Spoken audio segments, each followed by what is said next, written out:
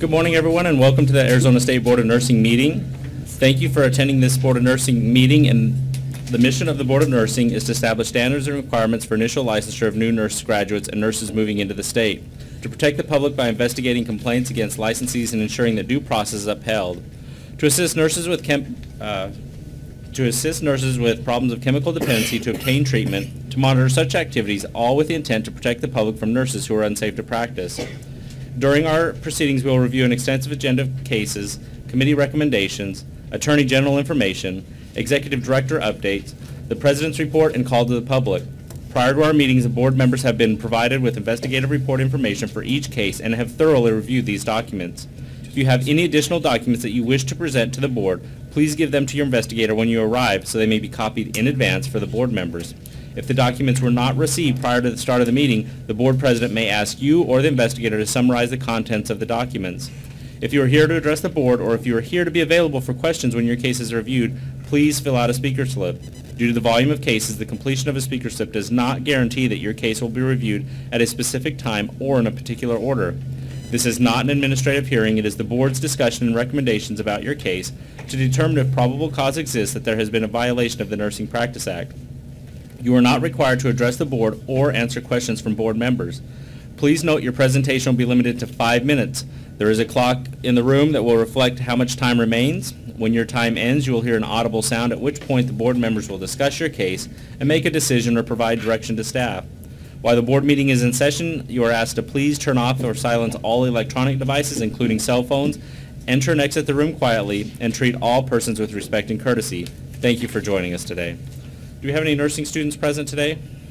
All right. Please do not leave before the lunch break. There's a section on the agenda called Dialogue with the Nursing Students that we want you to stay for. We'll go ahead and start with agenda item 6 and 2, J.D. Ford.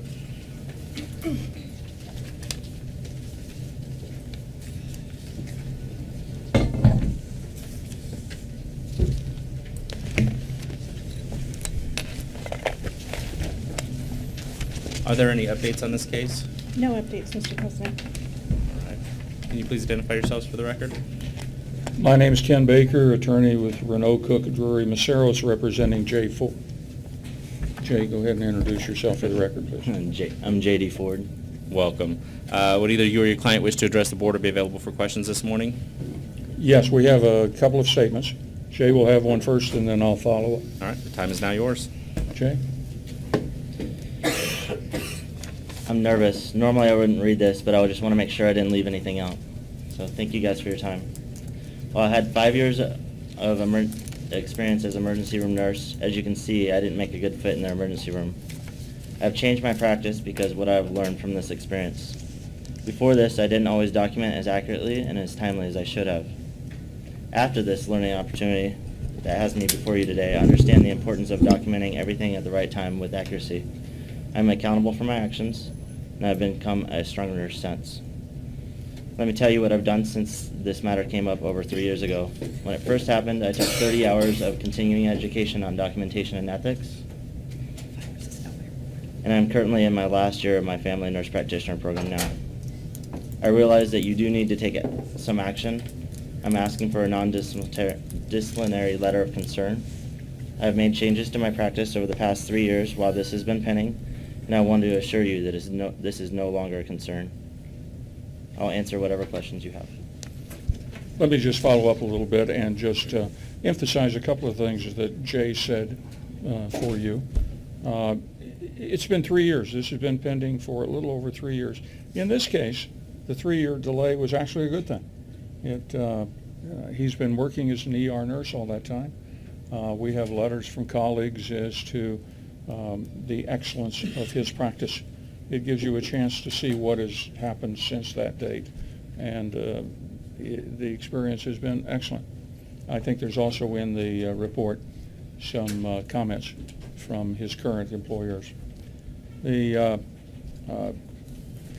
Jay almost immediately took 30 hours of CE on documentation and ethics. In essence, Jay has probably done over the last 3 years exactly what you would have told him to do if we had appeared here 3 years ago. He's been driven and probably has always been driven to be an excellent nurse. He has, during that 3 years, he has worked on his master's degree, which he will finish in a year. He'll go into family nurse practitioner practice.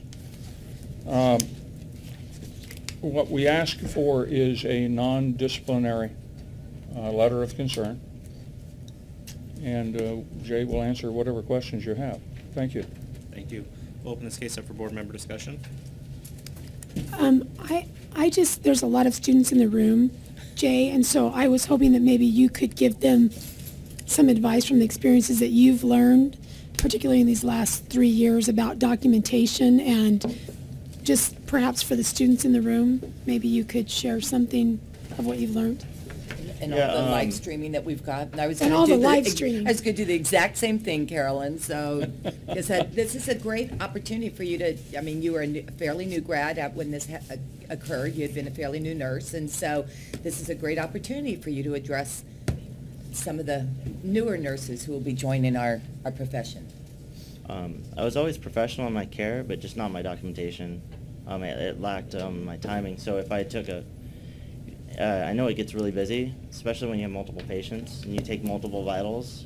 It's important to write down like what time exactly you took them, what exactly were the vitals, not just like not worry about them too much. If it's like the blood pressure is like 120 over 79 and you write 120 over 80, it is important because it's falsification of documentation. And the time, just always try to write down the time because you can't always chart right when you're doing things. Especially in the emergency room, you'll do 4 or 5 different things and then you'll go sit down to chart and you don't know exactly what time you did things. So the importance of keeping notes for yourself is more important than anything. So my practice has definitely changed. If I do something and I don't have a chance to write it down, I definitely make myself a note with the exact time, exactly what I did, so when I go back and document, my documentation is 100% accurate now. Well, I think based on your experience and your remediation, I'd like to make a motion to issue a letter of concern for inaccurately documenting the blood pressure and heart rate on patients A, B, C, and D on at least 10 entries in the medical records from on or around August 13 to August 15, 2012, and for falsifying the vital signs for a patient under his care in the emergency department prior to discharging the patient on or around the week prior to August 15, 2012, while employed as a nurse at Mayo Clinic Hospital in Phoenix, Arizona, both of which respondent admitted to the board. Second. We have a motion by Ms. Harrell, second by Ms. Busby. Is there any further discussion? This is for a letter of concern. All in favor? Aye. Aye. Abstain. Any opposed? We have 1 abstention, so the motion carries. Thank you for being here. Thank Good you for luck your to time. you in your future. Thank you so much. Let's go to agenda item 6N4, Vincent G. Ponwith.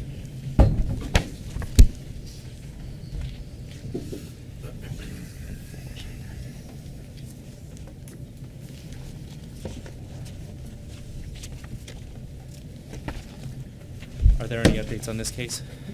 Mr. President, I'm sorry for interrupting. Oh, yeah. Mr. Ponwith, as you know from the material, finished a program yesterday, but he's continuing to reside there, and I was told yesterday he may have a transportation problem. I think it would be helpful for you to meet him, all of you. Can we table this Certainly. for later today? I have a motion to table. Second. We have a motion by Ms. Busby, second by Mr. McCormick. All in favor? Aye. Any opposed? Motion carries. So just if you just let board staff know if he's able to make it, then we'll continue I on. will. Okay. Let's go to agenda item 6N5, Kathy Jean Toll. Mr. President, I'm going to recuse myself.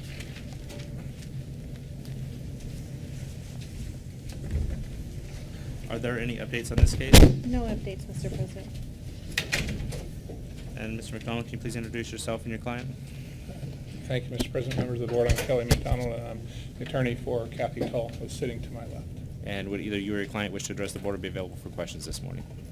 I'll make a quick comment, and that is that this is certainly cross wires about who was going to do what and document it.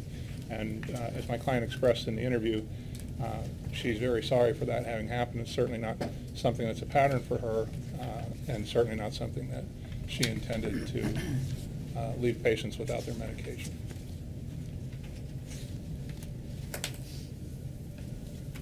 We'll go ahead and open this case up for board member discussion.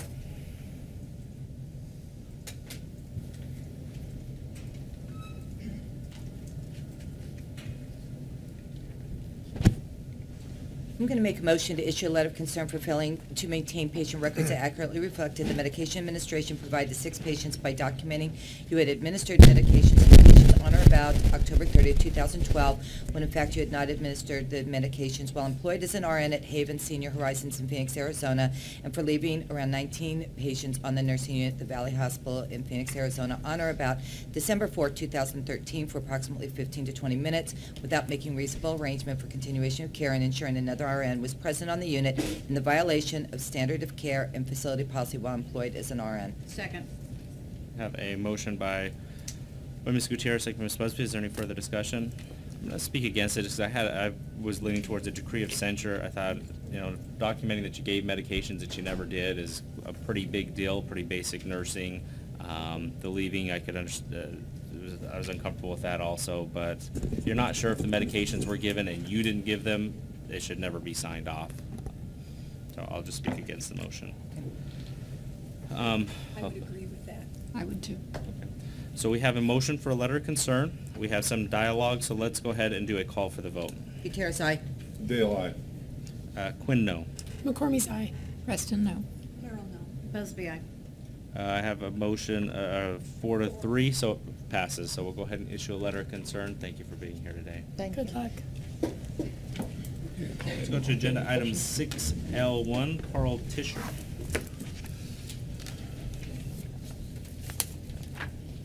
Mr. President, Carl is, he just was diagnosed with 2 collapsed vertebrae in his back, and he talked about this a little bit in his interview. So he's available by telephone. He lives in the Colorado River Valley. Sure.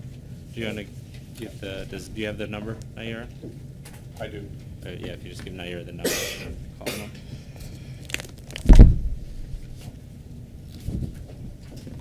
If you could write it down and give it to her since we're streaming this live.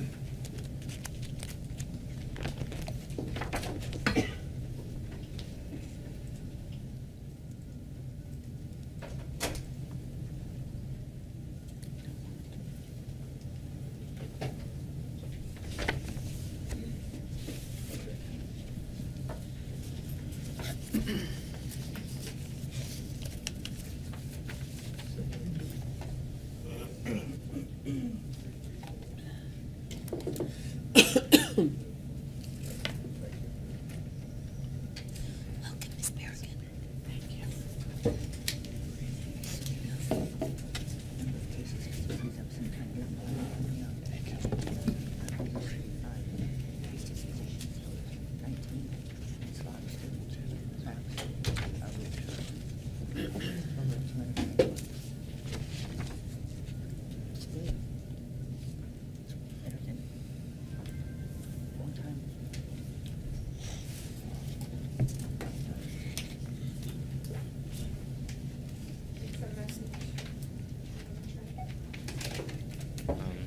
If you can't, I talked to him yesterday, and if you can't get him, then I'm prepared to go forward. Okay, we'll go ahead and proceed. Are there any updates on this case? Good morning, Mr. President, members of the board. There are no updates. All right, and Mr. McDonald, can you please introduce yourself? Good morning, Mr. President, members of the board. I'm Kelly McDonald. I represent Carl Tischer, and as I've explained, for medical reasons, Carl's not able to travel from the Colorado River Valley where he lives to here today. He's authorized me to speak on his behalf if he wasn't able to participate today. All right, time is now yours. I am confident that the investigative report reflects Carl's description of this event and what his intentions were as he related it in his interview with Mr. Pilder. And I think it can be summed up as an effort of an experienced nurse in an emergency department that was very busy and faced with a piece of equipment that was failing and or the person using it with a patient who was very soon to be moved from the emergency department, left the staff with really no option for how to memorialize in a photograph what the gunshot wound looked like. And so he took the step that he did. And as he described, and I think can understand what he was describing to Mr. Pilder, having done that, it's not something that he had the technical knowledge for how to transmit to something that could be printed and included in the patient's record. So with the suggestion that it could be done with another person's cooperation, that's how the photograph got transmitted. It was never intended to be published in any way outside of the care of this patient and the patient's record. His record as a nurse in the emergency department is otherwise essentially unblemished. He regrets what happened, but and is open to suggestions about how to have done it otherwise. But in the moment, when it happened, he feels that he used the best judgment that he had at that time for how to make sure this patient's presentation was documented for the record. Thank you. We'll go ahead and open this case up for board member discussion. I make a motion to issue a letter of concern for taking an unauthorized video of a patient with a gunshot wound to the head with the face prominently displayed on or about September 23, 2012, while on duty and employed as an RN and charge nurse at Western Arizona Regional Medical Center in Bullhead City, Arizona, and for having sent a copy of the video via text with at least one other employee. Second. We have a motion by Ms. Busby, second by Ms. Gutierrez. Is there any further discussion? This is for a letter of concern. All in favor? Aye. Any opposed? Motion carries. Go to agenda item 6G5, Jane Ann Berry. And is the complainant here? She is. The complainant come forward, please.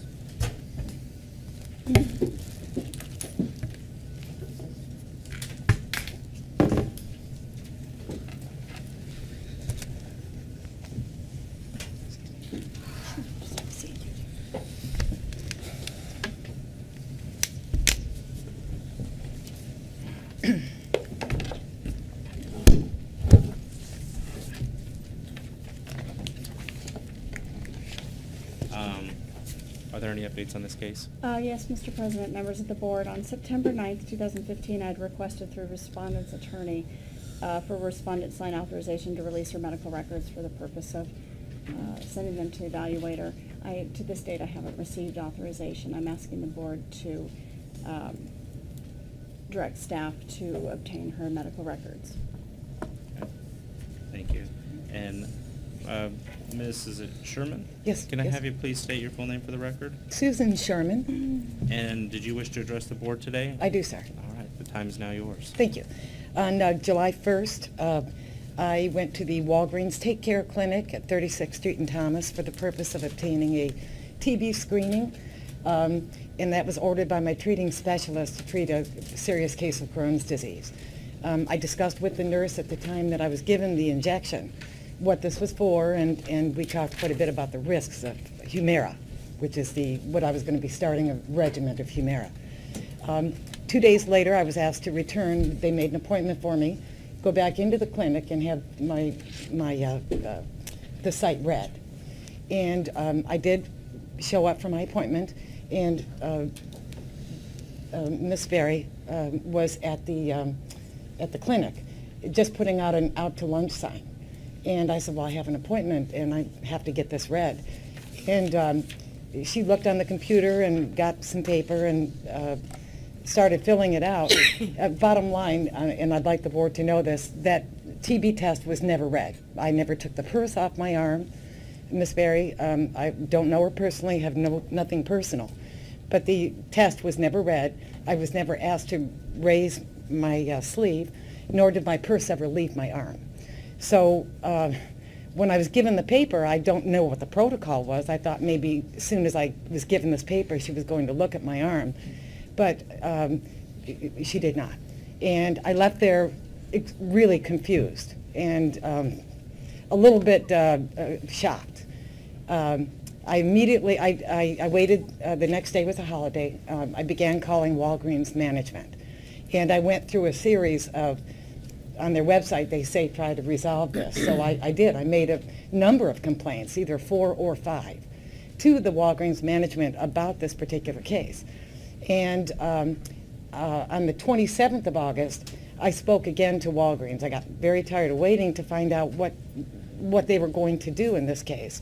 And I spoke with someone who gave me some basic information, and the very next morning on August 28th at approximately 9 o'clock, I received a call at home, and it said Walgreens, but I had an out-of-area code number. And so I thought, well, they must finally be getting my complaint and they're going to do something. It was Miss Berry on the phone. Took it upon herself to contact the complainant. And I found that to be extremely odd, and I felt like I was being intimidated. That does not work with me. And I explained to Miss Berry that I was in the process of beginning a very complicated regimen of Humira. My records speak for themselves. All my pharmacy records are there. She asked me, what do you want me to do about it? And I said, well, you're the nurse. You tell me. I said, if I started this and I had an active case of TB, I'm in some big trouble here. And I'm already medically disabled from the symptoms of Crohn's. So I've had a lot of encounters with medical professionals and nothing like this before in my life. I have never made a complaint of this type at all. But it was so egregious. And so when the call came through, she offered to pay my bill. What do you want me to do? What do you want me to do? And I said, well, pay my bill. I said, you've committed Medicare fraud. You had billed Medicare and my secondary carrier, and you didn't perform the service. And you put me at great risk. And I think that's the reason I'm here to see you today, is that I would like to impress upon this practitioner that you don't put people at great risk. You do not play with people's lives. And had I gone ahead and started this very expensive and very, very complicated series of what could be 2 years of Humira to try and get me in remission, I could have been extremely, extremely ill. I didn't like the attitude. She ended up hanging up on me. And what was the reason for the call? I know it wasn't therapeutic. You didn't see me and treat me when I was there, so I felt like that was also a violation of my privacy. In fact, I was so concerned about it that the minute I got off the phone, I called Walgreens again and asked that she be blocked from accessing my personal records. I don't know this woman.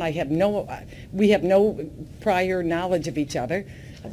This is not personal, but I don't want someone calling, acting wacky in my house. This was a matter that was, what Miss Berry doesn't know is that as soon as I identified that it was her on the phone, I thought it was the Walgreens management. See, it took me my own 2 minutes to figure out that it was Miss Berry on the phone, and this was the one that had done the so-called reading. And I asked her, I said, are you a nurse? And she said, no. And I said, well, are you a doctor? And no. And I said, well, I was playing 20 questions, and I'm the patient. And I said, well, you falsified my medical records. This is not right.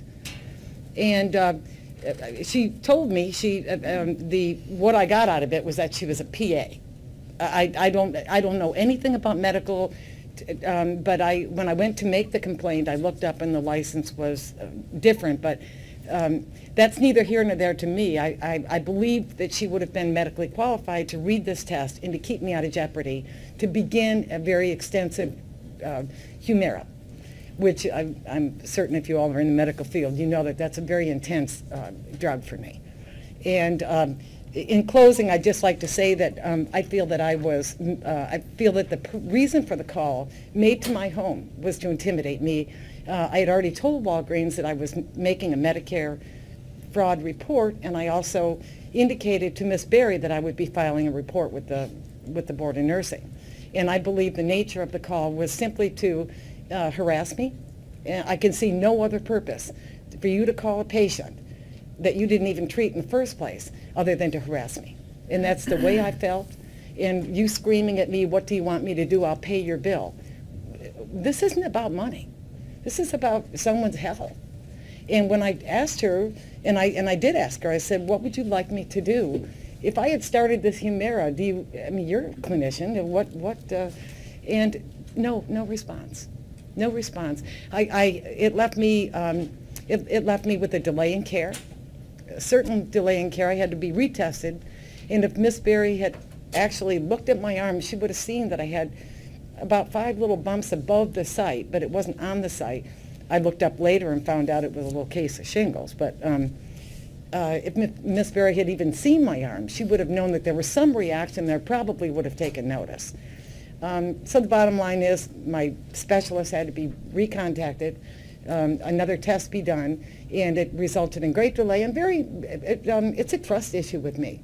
I feel like I was betrayed, and I feel like I was violated personally. The information that is in my record of any medications do not belong in her hands to call me and harass me. It goes beyond the pale. And that's exactly what I want the board to know, that this person experienced exactly that. And in no way, shape, or form have I ever encountered anything like this. I can only summarize that conversation to you as being wacky. Thank you, Ms. Schumer. Does any of the board members have any questions for the complainant? At this time, I will go ahead and thank you for coming here and being present, but I'm going to ask you to step back. Yes, sir. Mr. McDonald, did you please introduce yourself and your client? Mr. President, members of the board, I'm Kelly McDonald, and I'm counsel for Jane Berry, who's seated to my left. All right, and would either you or your client wish to address the board this morning? Well, my client may. I'll start. Let me address the first request before the complainants, and that is that my client provide her medical records. It's actually not medical records, as I understand it, that are being sought. It's counseling records that have to do with my client's participation in anger management. If I'm wrong about that, I will stand corrected, but that's how I understood the request.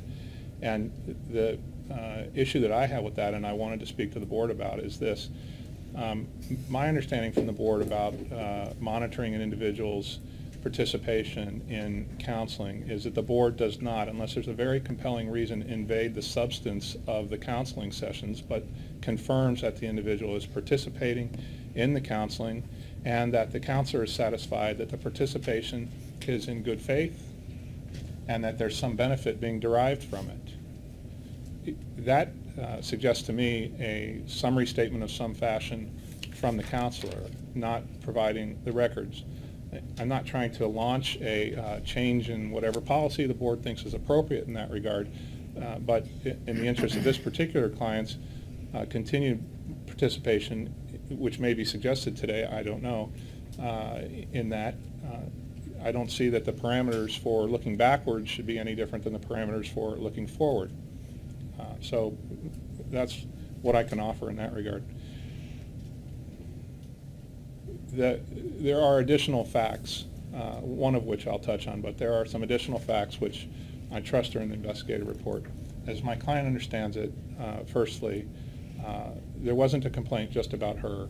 It was also about the pharmacy at Walgreens, and both complaints were made pretty stridently, and requests for follow-up, as a complaint is confirmed, were made repeatedly. My client was asked by management at that particular Walgreens to return the call. It's not something that she sought a phone number to do or asked the assistant manager to allow her to do it. It's something that she was asked to do in follow-up. To the extent that the members of the board are practitioners, I trust that you have experience with communicating with your patients directly when your patient has a question or a complaint.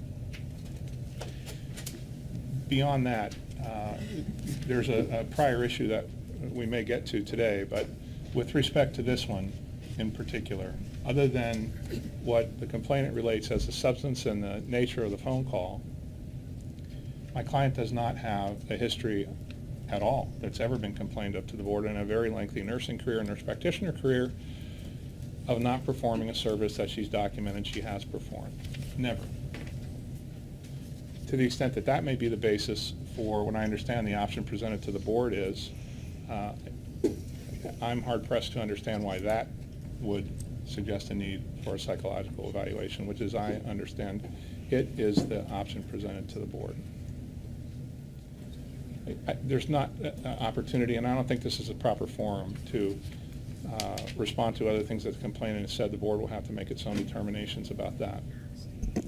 The other incident that we're here for is 3 years old. There have been a number of things that have happened with respect to the facility where this occurred in northern Arizona with the individual who made the complaint. As I understand the upshot, so to speak, of the concern at the interview, it is treating a pediatric patient without permission from the patient's parent, and in fact over the objection of the parent. And in thinking about that after the interview, because it was really the first time was that particular concern was suggested to me, it occurred to me that the father brought the child in. He was told before he went in to my client with his son that the physician that he wanted his son to see wasn't available. That happened before they got in the room. He knew that. When they got in the room, he didn't immediately say that. He got angry. And the angrier he got, the more he, I don't want you to see my son. Very serious concern that included allegations of neglect by members of his family. So my client's presented with the dilemma, same thing could happen in an emergency department, for example, of here's a patient, I know the patient, I know what the problem is, I know what the family concerns are. Before this patient leaves and is at risk for having some sort of respiratory distress, I want to at least be assured that he's not having that problem now, and the way to do that is to listen to his airway. And that's what she did. The rest of it, there's contention about what actually took place and why it took place, and she's in a better position to describe that again than I am. Thank you. Did your client wish to address the board? I'd probably respond to questions. All right, we'll go ahead and open this case up for board member discussion. Mr. President, if I may direct the board's attention to, in response to Mr. McDonald's comment about the store manager asking the respondent to call the patient, if I can direct your attention to page 10 under other witnesses interviewed, an interview by Rafael Medina.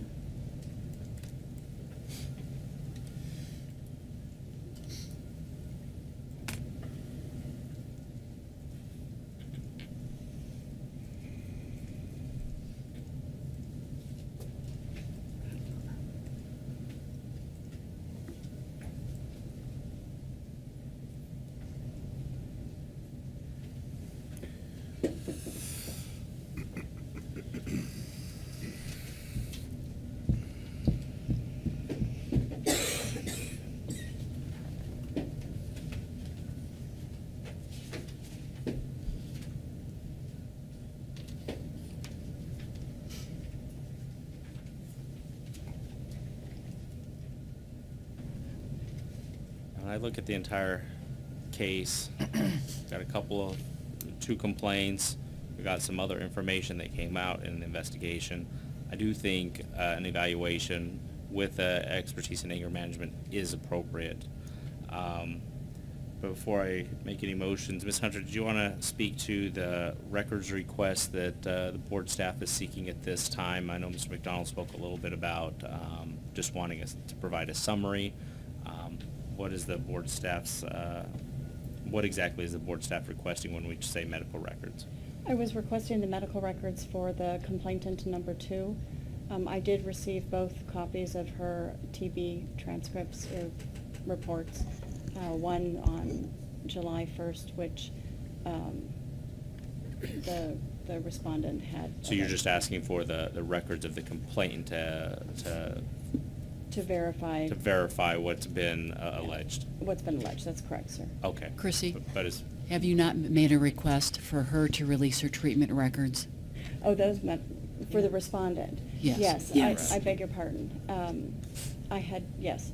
I would like to request her treatment records due to her history of counseling and anger management that she's received in the past. I'd like to, she did disclose during the interview that she was currently seeing a counselor, and I thought if you were going to order an IO for an evaluation, then having those documents would be helpful to the evaluator, to the board's evaluator.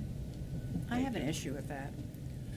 I just find it problematic to actually have the substance of counseling in those types of records.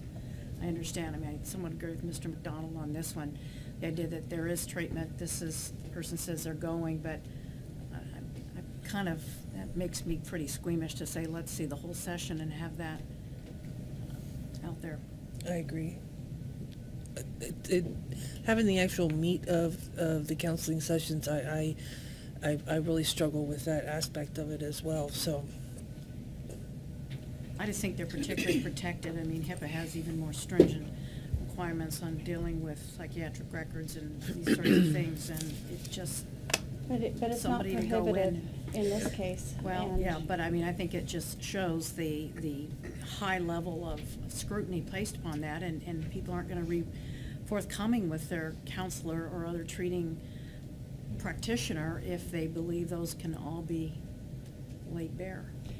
The concern is that Ms. Berry works independently in a clinic without any oversight from any other providers, sometimes alone without an MA or a receptionist at the No, desk. I understand that, and I'm not saying that there may not be a valid basis or something to say whether she should have the psychological exam. I'm just saying the records, the actual substance of her ongoing or prior treatment counseling, I find problematic to have those opened up.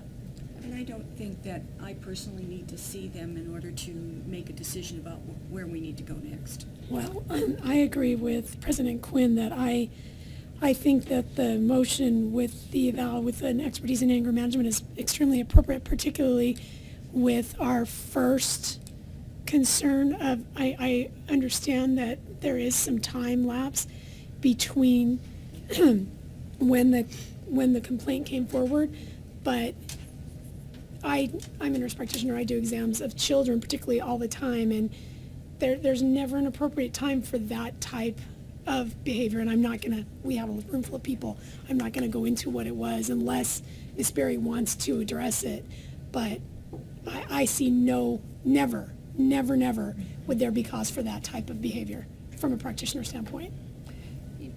As far as getting records, perhaps a good summary letter that define the actual parameters that you're looking at, the number of visits, the initial impression, the actual patient goals, and any progress toward that, any recommendations that the counselors made that haven't been addressed. And Mr. McDonald, did I hear you correctly that your client would be okay with getting that information or releasing that information, a summary that gives an outline and without releasing the specifics of each counseling session? Thank you. My client, like every client I've ever represented, is not comfortable with and has never authorized me to agree to have practitioners disclose their treatment records. My point was that if that's something the board is considering doing as part of the evaluation that's been proposed, and I'm hearing and I understand, and my client doesn't agree, and I am advocating for the same thing, that it's not necessary in this instance because she has a lengthy history of work after this, and the complainant's description of the phone call notwithstanding, there hasn't been anything like this since. But I've heard what the concern is, and I get that. So the answer to your question is no. But if the records are in anyone's mind, if the treatment is in anyone's mind relevant to what an evaluator would do, and I make that point very carefully because what the evaluator will do, in my experience, will include application of some instrument that will be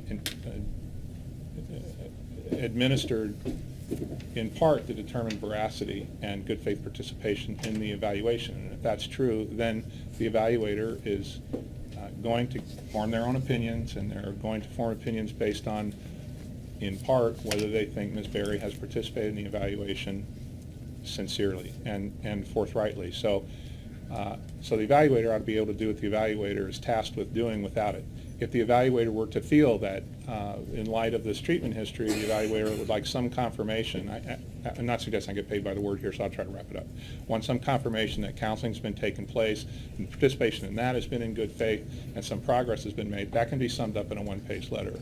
And so I would ask the board that if the board is inclined to order my client to provide any information in that regard, that's what it be.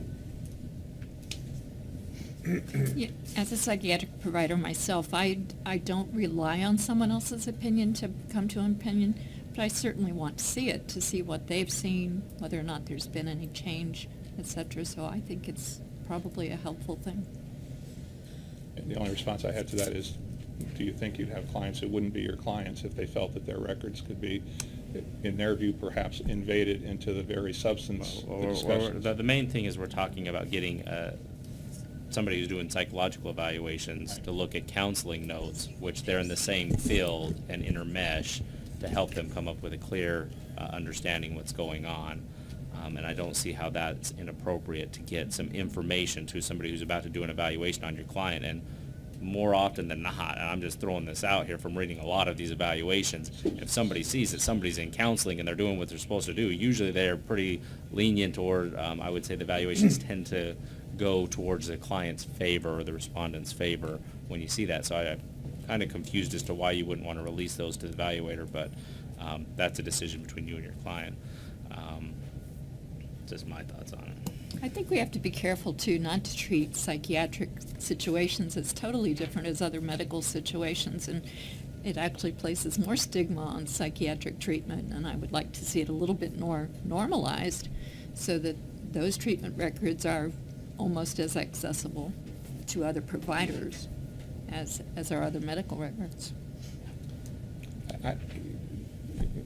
I suppose there are lots of responses to that, and if you're a psychiatric provider, we could have a discussion outside of this forum about what the current state of people's feelings about psychiatric issues are in our culture, but that aside, probably not the time to do it. I appreciate your response.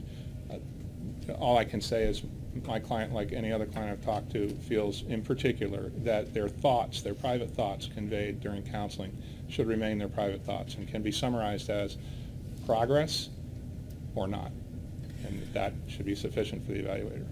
I'd like to make a motion because I believe that we can move forward with the evaluation to get current information, and I think it would be expedient just to do that again. So I'm going to make a motion on determination of reasonable cause based on the information in the investigative report and material presented at this board meeting, at no cost to the board, issue an interim order for psychological evaluation with expertise in anger management to be completed by a board-approved psychologist and to include any additional testing deemed necessary by the evaluator to be completed within 45 days and then returned to the board. If the interim order is not completed based on the findings of fact and statute rule violations identified in the investigative report, issue notice of charges and include the factual allegations and alleged violations for failure to comply with the interim order. Second. We have a motion by Ms. Harrell, second by Ms. Busby. This is for an evaluation. Is there any further discussion? Let's do a call for the vote. Gutierrez, aye. Dale, aye.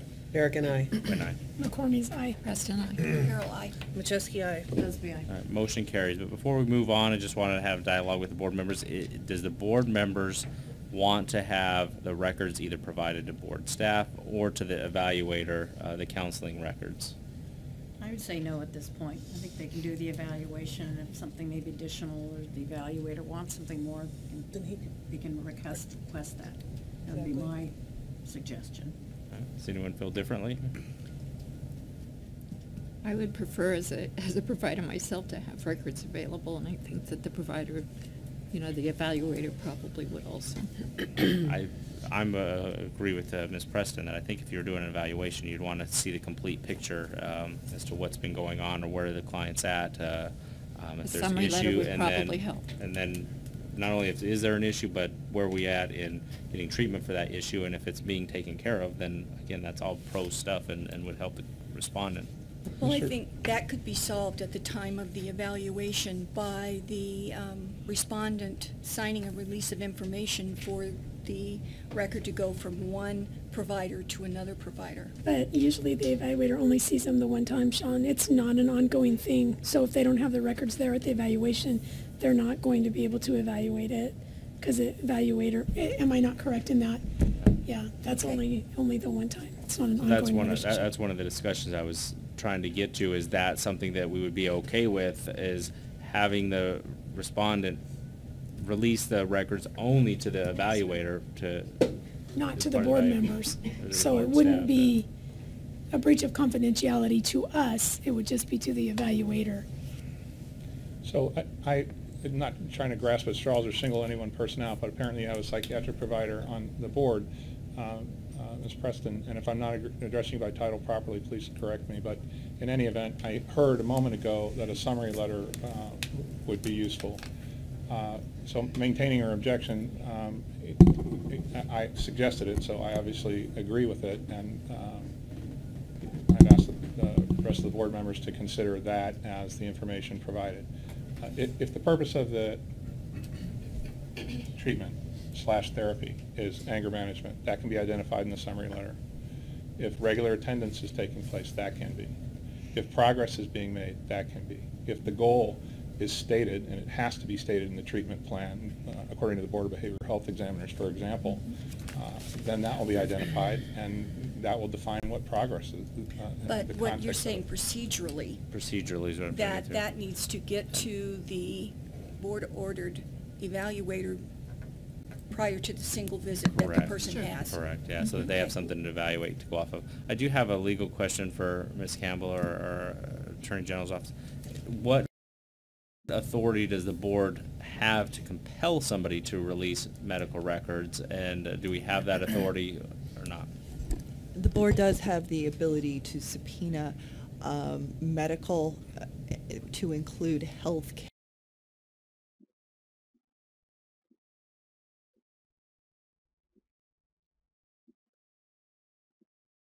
care from what Mr. McDonald is requesting is, instead of a full, all the records, is that that just a sort of a summary letter of treatment be provided. But the board has the authority to subpoena either. They can subpoena, of course they can object, but I think Right. the summary would accomplish what you're trying to get at without having all the records. That's what I have a problem with, is having the records themselves versus Yeah. a summary letter that could be delivered ahead of time so the evaluator has it. Yeah, I just would like this evaluator to know have a full understanding That of what the there've been some situation is. treatment and it's working or not, or it's Correct. really pending. Correct. Mr. President. Who is it? Oh. So, Mr. President, I would appreciate a motion to make sure it's really clear what we should do. Correct. Yeah. Correct. When And we that's what I'm figure it getting out. at. Yes, Ms. And part of that clarity is Mr. McDonald had specified not the entire counseling information, but specifically to anger management. And I'd like to say that I think the entire counseling information, not limited to anger management, would be helpful to the evaluator. It's difficult to evaluate somebody on narrow margins because mental health, it really is part of the entire Sure. system. So just for clarification, as far as a motion, if we were to do that, would it be an interim order? Or how would, Probably make it part of our earlier motion. well, we could do a separate motion, I think, but, I think what you can do, because the agency has the Be a authority to subpoena? subpoena the records, so you can just direct staff to obtain, respondents' records related to X, do I have Y, to and say Z. subpoena, or I can just say direct board staff? They would can be it? just direct boards, well, you have a preference, Joey? No. Just direct Okay. board staff. So I I'll think. go ahead and make a motion to direct board staff to contact patients' counselors and any psychological providers to provide a summary letter of diagnosis, therapy, and treatment, and provide it to the evaluator the patient chooses as part of our prior motion. You might have to repeat that. Oh, sorry, vote. Okay. So I'm directing board staff to go ahead and Contact patient. contact patients, counselors, therapists, any psychological providers, and have them provide a summary letter detailing any diagnoses,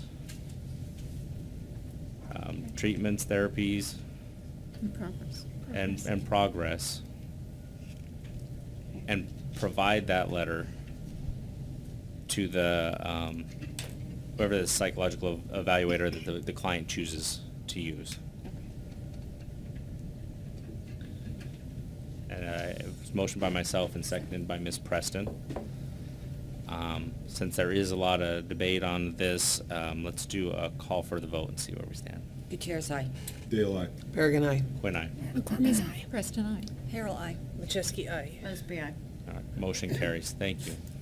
Thank you, Mr. President. Members of the board. I'll have to speak to you. We'll now go to agenda item 6H16. Patrick Dennis Batik.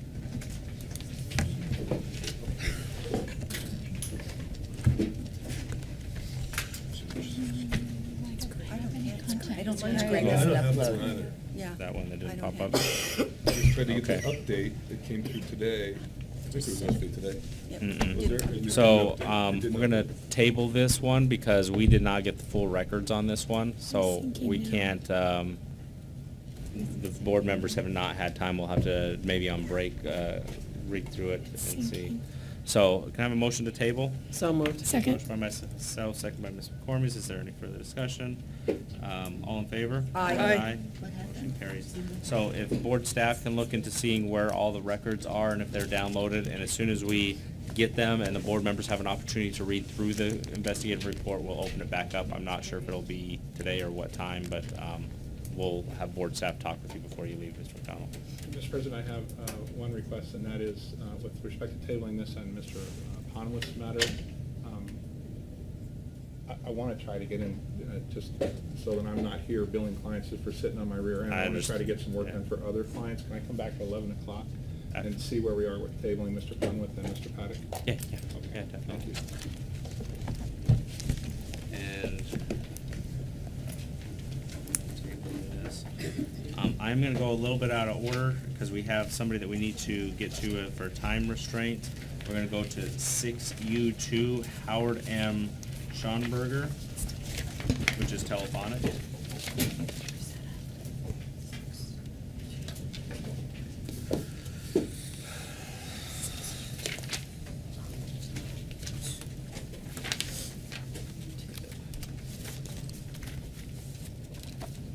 Can you say the number again? 6U2. You too. You too.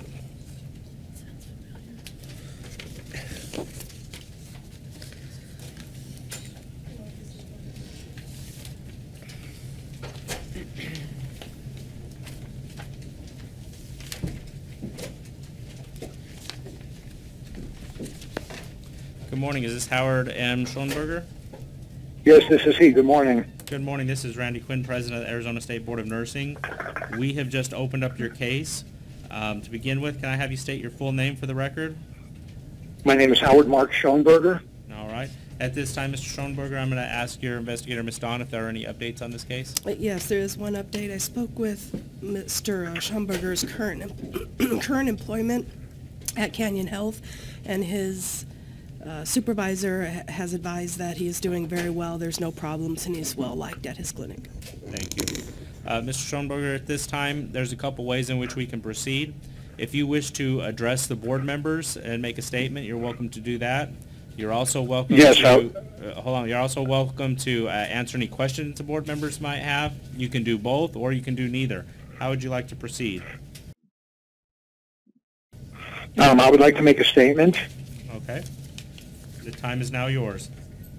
Okay, I'd like to say good morning to everybody and thank you for giving me the opportunity to appear today by phone. When I had my mandated evaluation with Dr. DeBacco, it provided me with an opportunity for a profound self-assessment. And since that time, I've engaged in a variety of practices to increase my self-awareness and sensitivity to others. And I'm pleased that this ongoing work reinforces my practice at high levels of professionalism in what I feel is an extremely challenging area of practice, being pain management. Among Dr. DeBacco's findings, I believe that the most relevant one for these purposes is that I do not pose a risk to my patients. I fully agree with this, and I believe that a survey of my current patients would show overwhelming consensus that my patients are treated with professionalism and attentiveness, kindness, and a concern for their safety. Over the last 6 months, I've been diligent in continuing to fulfill my goals of providing ethical and effective care to my patients, and I hope to continue doing so. Pain management is a really difficult area of practice, and I feel that I'm good at it, and that I will continue to improve. I'd like to close and just state that I humbly request that the board will dismiss the charges against me, and that would allow me to maintain focus on my mission of personal development while maintaining high standards of practice that give my patients the absolute best care possible. Thank you. We'll go ahead and open this case up for board member discussion. May I ask Dr. Don how long employment this individual had? The supervisor that contacted you, how long had they been supervising him?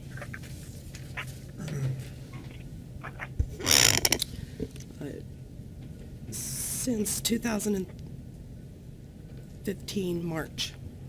So March of this year.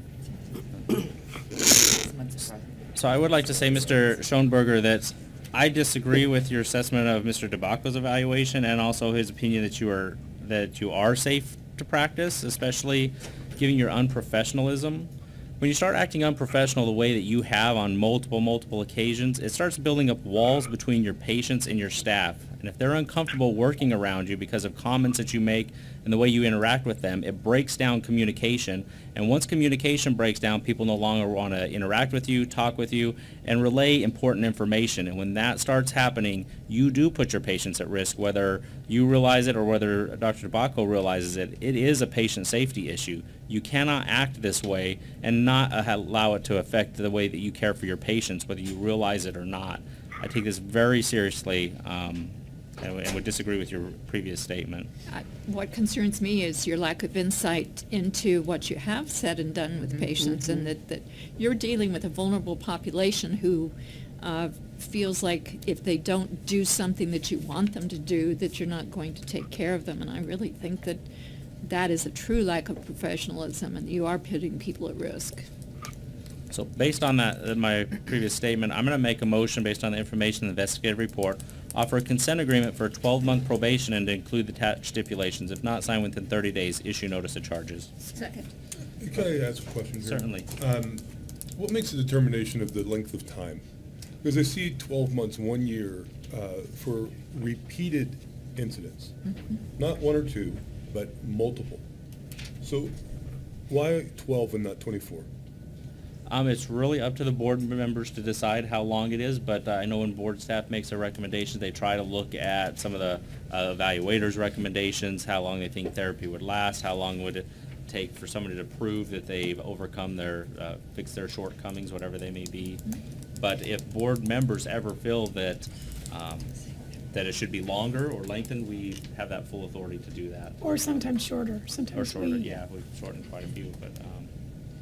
So, just so I can. Yeah, and I don't know if Ms. Don wants to address the 12-month recommendation. It's really just based on what the evaluator said. Yeah. Procedurally, after the 12 months expires, does it come back to us? If they've met all the probationary requirements, it does not come back. If during the probationary time that they have some lapses, there's some concern that becomes arose, then it'll often come back to us to reconsider further remediation. So, Mr. Dale, you're concerned that this has been over a number of years, and perhaps 1 year of compliant behavior would not reassure you that it was resolved. Yeah, I believe so, and I'm keen on the comments that were made earlier. I too am a clinician, just not a nurse. I'm an orthotist, prosthetist, and I understand the importance of communication and open information flow, which this behavior certainly blocks, which is dangerous. So my concern is that it's happened for a long time. Essentially, it could have been happening this gentleman's entire career. My concern is that 12 months is potentially not significant enough. Well, part of what they're requiring though during this 12 months are courses that he needs to take as well as counseling. So if those things don't happen, then the terms of this probation will not be met. So there's an ethics course, there's counseling, there's performance evaluations that have to be met along the way. I have to agree with you that the 12 months seems pretty minor to me also. I think probably from a therapeutic perspective, it's not, but from a disciplinary action, I think that's where I'm coming from. I'd like to see more. And to be reassured that we have a change in behavior that is safe to treat the public without supervision. So I'm concerned too about 12 months. So, I think Ms. Campbell had something she wanted to, did you have something you wanted to say? My only thought was that as part of the counseling, whichever mental health professional is providing the counseling is obligated or would be obligated under the terms of the consent agreement to provide reports to board staff in the event that something concerning would be presented in one of those reports. That would certainly cause that information to come back to the board in some form. So currently I made a motion, somebody seconded it, I didn't catch it. I seconded it. And Ms. Busby seconded it. This is for 12 months. Let's do a vote. Vote goes, and we can make a decision from there whether we should make other motions or not. So this will be for a 12-month probation. I'm sorry, Gutierrez, aye. Dale, no. Bergen, aye. Quinn, aye. McCormick's aye. Preston, no. Harold, no. Macheski, aye. Busby, aye. All right, so I have that the motion carries for a 12-month probation. So Ms. Schoenberger, we're going to go ahead and offer you a consent agreement for a 12-month probation. Thank you for being available today. Thank you. Okay, we'll go to agenda item 6N6, Jeanette Zarate.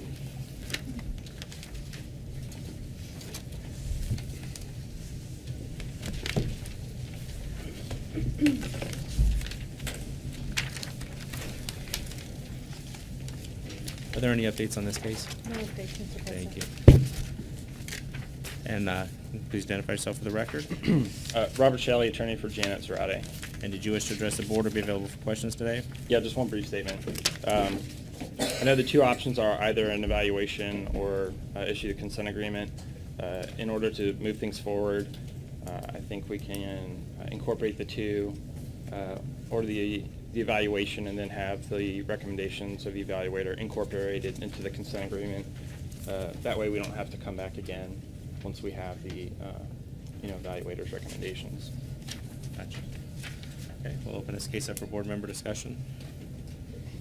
That sounds like a reasonable. I think very reasonable. Yes. So, right now, if we, because you have obviously an evaluation as part of the consent agreement anyway, right? That's right. So essentially, if we offer consent agreement It'd be on the to second page. accept that, and we do the same thing. It's on the second page. It'd Yeah, be- that's what I mean. I'm just trying to make sure that that Yes. Covers motion everything. Covers that, yeah. Based upon an information investigator report, I make a motion to offer consent agreement with 36-month probation to include attached stipulations not signed within 30 days, issue notice of charges. Second. Motion by Ms. Busby, second by Ms. Harrell. Any further discussion? This is for a 36-month probation. Let's do a call for the vote. Gutierrez, aye. Dale, aye. Bergen, aye. Quinn, aye. McCormick's aye. Preston, aye. Harold, aye. Macheski, aye. Busby, aye. All right, motion carries. We're going to go a little bit out of order here, and we're going to go to agenda item 6P2, Sarah Marie Schilling. Which one of yours? Yeah, 6P2.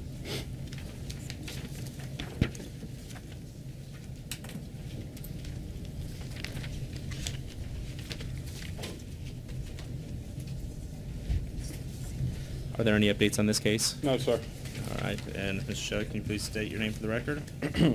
Robert Shelley, attorney for Sarah Schlichting.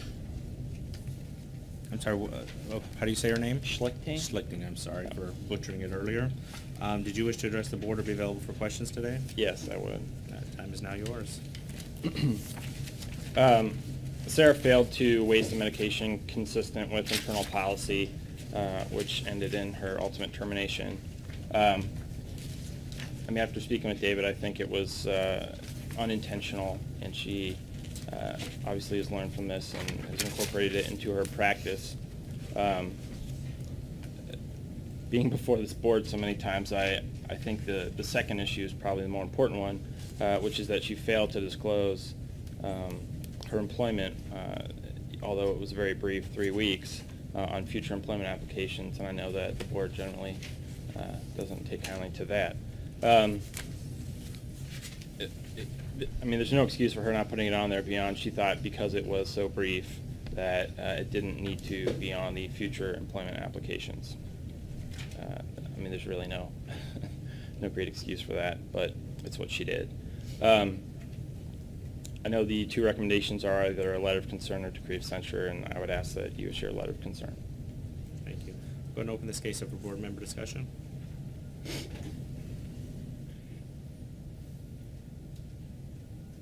Well, I have, I'm leaning toward a letter of concern. That's what I have. How long was she employed? I mean, I read some dates a little bit confusing here. She's there like about a month. Yeah. Okay, they had like one with like 3 years. Okay.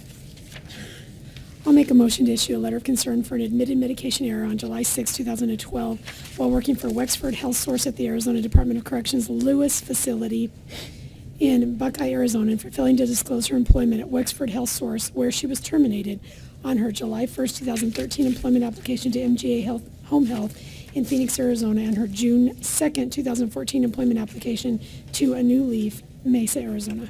Second. We have a motion by Ms. McCormick, second by Ms. Preston. Is there any further discussion? This is for a letter of concern. All in favor? Aye. Aye. Any opposed? Motion carries for the letter. Let's go to agenda item 6H3, Renee Diane Beulah.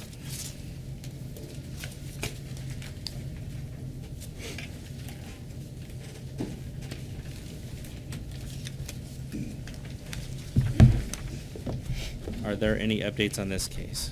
Mr. President, Mr. Shelley recently sent me correspondence outlining a more specific reason for his client's withdrawal. It mainly revolves around the time it took to do the investigation and her own personal interest. She's not trying to dodge any sort of disciplinary action, just a personal choice. Mr. Shelley, can you please state your name for the record? Robert Shelley, attorney for Renee Beulah. I think Max summarized it very well. She simply wants to withdraw the application due to the length of time that it took to process, and she's just made the personal decision to move on. So we'd ask that you allow her to withdraw the application. Thank you. We'll go ahead and open this case up for board member discussion. I make a motion to allow applicant to withdraw our application for licensure as a practical nurse. Second. I have a motion by Ms. Gutierrez, second by Ms. Harrell. Is there any further discussion? All in favor? Aye. Any opposed? Motion carries. Let's go to agenda item 601, Renee Franzen.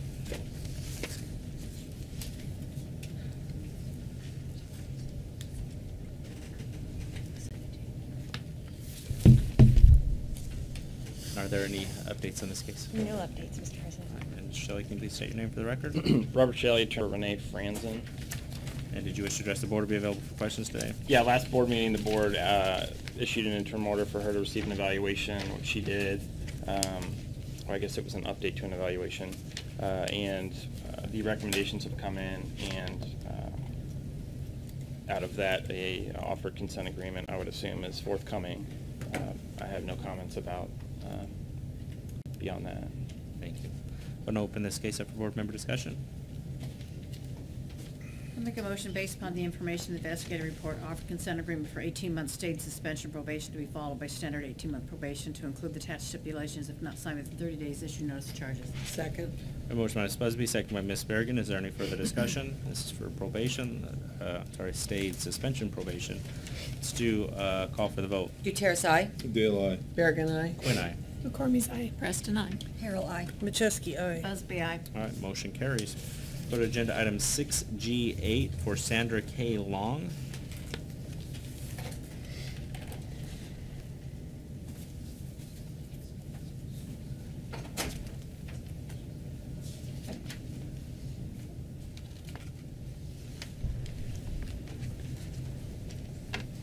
there any updates on this case? Yes, Mr. President, there was a stip sheet that was updated, uploaded this morning. Update. Was it update this morning? There was. Was it updated, yeah. Well, we had changed the board option. Okay, well, let's, Mr. Shelley, can you please state your name for the record? Robert Shelley, attorney for Sandra Long. And did you wish to address the board or be available for questions? Yeah, I know the recommendations have changed substantially in the last, I guess it was almost 12 hours since I talked to Christy.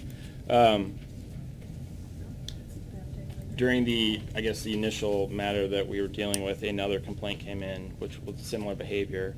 I guess the difficulty with this case is that she received a neuropsych eval which said she was safe to practice. However, I guess the concerning behavior continues. So I'm not entirely certain what the remedy to that is. But I believe the option right now is a 12-month suspension with a 24-month state rev after that.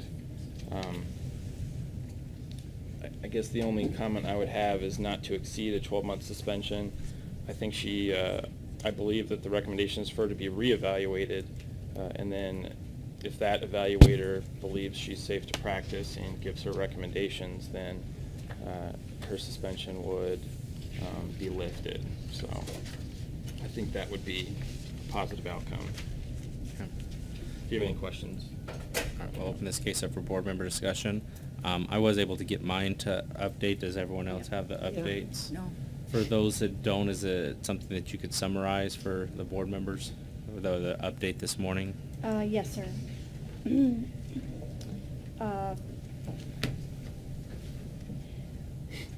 So on September 10th, what happened September 10th, 2015, we received a second complaint, sorry, I'm losing my voice, from a complainant who had described respondents. Christy? Yeah. Sorry to interrupt you, but they have the first update. What they don't have is the update from last evening that has modified the staff recommended board option. And most of us have it, but there are a few that don't, Oh, so we sorry. just Do you want me update. to Just repeat what the- the update is. the second update date. The second update you just. Okay, so the second update changed the board option to a 12-month suspension not to exceed 12 months with 24 months stayed revocation probation. The first part of the suspension not to exceed 12 months would include a reevaluation from Dr. Kathleen O'Connell, who originally evaluated the respondent a few months ago. And I did speak to Dr. O'Connell, and she's open and has time in her schedule to reevaluate respondent. So it looks like, though, it does essentially say, to Ms. Shelley's point, that if it's essentially she's suspended until she does a reevaluation and completes any of the treatment Yes. recommendations, and then it could be less than 12 months, but it can't exceed 12. Is that correct? So let me to make sure that everybody understands what staff's proposing. And it is to offer her a consent agreement for a suspension not to exceed 12 months with terms, conditions that require her to undergo a reevaluation with Dr. O'Connell. We need, and then completion of any acute treatment recommendations and confirmation that she's safe to return to practice either from a treatment provider or from the evaluator. If she's found to have a substance use disorder, there'd be a requirement for her to participate in rehabilitation and aftercare. The standard substance use disorder options, which would be nurse recovery group, AA with a sponsor. During her suspension, she'd be required to drug test at minimum once a month, abstain from alcohol, unauthorized drugs, one medical provider, proof of prescriptions, one pharmacy. When she's found safe to return to practice and or has completed the acute treatment recommendations, then it would be a 24-month, minimum 24-month stayed revocation, allowing her to go back to practice. I'm looking at my stip sheet here. Come back here. Same parameters. If a substance use disorder, she'd be required to continue to participate AA nurse support group. During the stayed revocation probation, now she's back, able to go back to practice. Our recommendation is direct screening frequency increases to minimum twice per month. that she's practicing under minimum on-site supervision. Same parameters, abstaining from alcohol, abstaining from unauthorized drug, one medical provider, one pharmacy, notification of her practice setting, performance evaluations on a quarterly basis. On-site supervision. Yeah, I mentioned that. So the critical element, though, is that it's suspended until this reevaluation and the completion of the treatment recommendations, essentially, and that she's cleared to say you can return to work. Correct. One point of clarification, assuming she does complete the recommendations, we don't have to come back to board staff can It then... automatically reverts to state revocation once the requirements are met. Right. Does it not have to come back? Yeah, it would be processed by the monitoring department. Okay. All right, I'm going to make a motion based upon the information investigative report offer consent agreement for suspensions pending the completion of reevaluation by Dr. O'Connell on the successful completion of treatment recommendations resulting from the evaluation and/or confirmation is received from either evaluator or treatment providers that respond to safe to return to practice to be followed by a minimum 24-month state revocation probation to include the attached stipulations about time within 15 days, issue complaint notice of hearing. And you need to have a time frame on the suspension. It wasn't included in Well, this. it's not in there, I mean, it's on the stipulation sheet, though. Correct. That says not to It's exceed. detailed out on the stipulation Yeah. sheet. Not to exceed 12 Okay. months. Yeah, it says it on there. Okay. Second. So we have a motion by Ms. Busby, second by Ms. Berrigan. Is there any further discussion? Let's do a call for the vote. Gutierrez, aye. Dale, aye. Bergen, aye. Quinn, aye. McCormick's aye. Preston, aye. Carol, aye. Macheski, aye. Busby, aye. All right, motion carries. Let's go to, I'm sorry to interrupt. yes. I have one more case that was not put on the timed agenda. Either we can do it now Let's do or... it now. Okay. Which one is it? 4C1, Karina Norfelies. Go to agenda item 4C1, Karina Norfelice, which is telephonic. No. That was in case you weren't able to do it this morning, so... Not telephonic. Yeah. My mistake. I saw the number. Yeah, that was my cell phone, so... All right, keep that on file. That's, are there any updates on this case? There was an update uploaded yesterday afternoon, I believe. What's that agenda number? I'm sorry. 4C1. Karina Joan. Karina Jo Norfalis. Okay, and I'm sorry that there was an update yesterday? Yes, sir. Okay. And Mr. Shelley, can you please state your name for the record? Robert Shelley, attorney for Karina Norfelies. All right. And did you wish to address the board or be available for questions today? Yeah, there was some confusion whether she was represented by counsel, meaning, I guess more specifically, whether I was representing her. So, there was, I mean, the best way of saying it, there was no participation by me or Karina initially, and so I know that the board option changed from notice of charges since they're now aware that she's represented by counsel. So, I mean, my preference would be to continue the case to allow us to respond and have an interview, and then come back. I guess that would be, what, in November? I think the recommended option right now is just to offer a consent agreement, but I think she may have some other options available to her, or at least that I'd like to discuss with her prior to that. And that's why I'd like the continuance to be granted, and then we'll come back.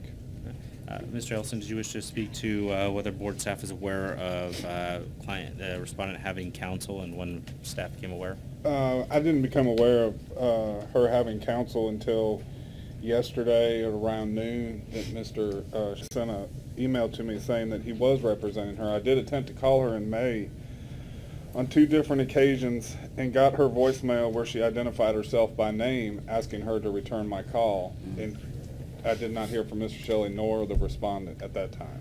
And Mr. Shelley, when were you retained by the respondent to be her counsel? Last September. And did you notify the board? Or did you? I sent in a letter of rep. It was right before, I guess, my old firm. Well, I guess I moved firms. And the reason why she didn't answer is because, as I tell all my clients, if the board tries to contact you, just ignore them. That's why you have an attorney. So she was just doing what I said to her. Bad advice, Mr. Shelley, bad advice. Directive Well, to you. And that's only if you're represented by counsel. Right, exactly. So I wish she would have said to me that that's what she failed to do, was let me know that the board had tried to contact her, but she was simply following what I generally tell all my clients. So this is going to end up, I guess, the same either way. Ultimately, it likely will be a consent agreement. However, I would appreciate the chance to at least, talk to David and give more information and give him an update of, where she is in regards to the allegations. So, given the information, I'm okay with continuing the investigation till the next board meeting. I can second. So I'll make a motion to continue this investigation until the next board meeting. Second. Motion by myself, second Mr. Gutierrez. Is there any further discussion? All in favor? Aye. Any opposed? Motion carries. all right, thank you. Mr. Shelley. Have a good morning.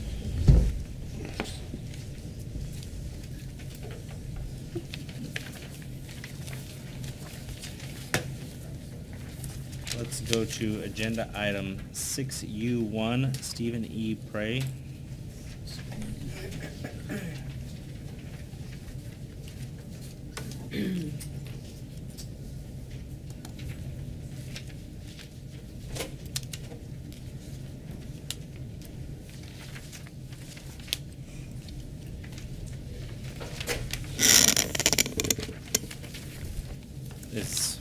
Is this individual here expected to be here?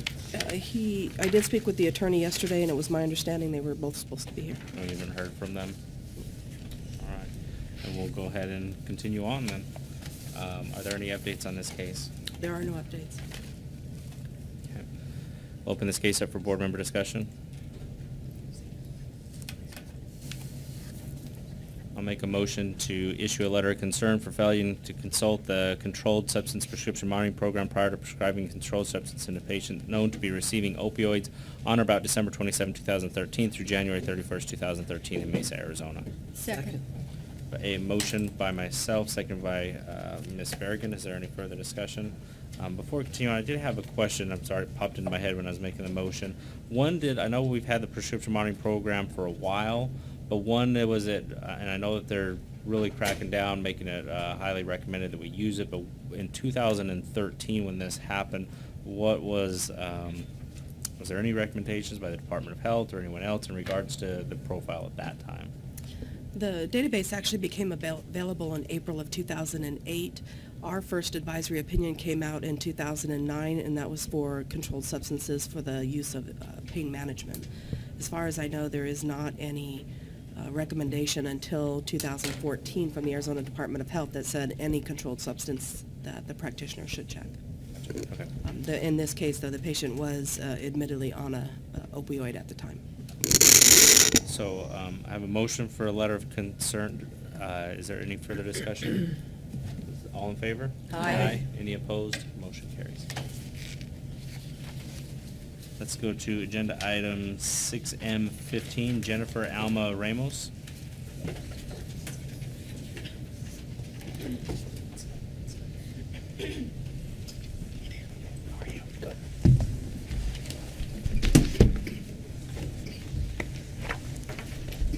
Are there any updates on this case? There was one update uploaded yesterday afternoon.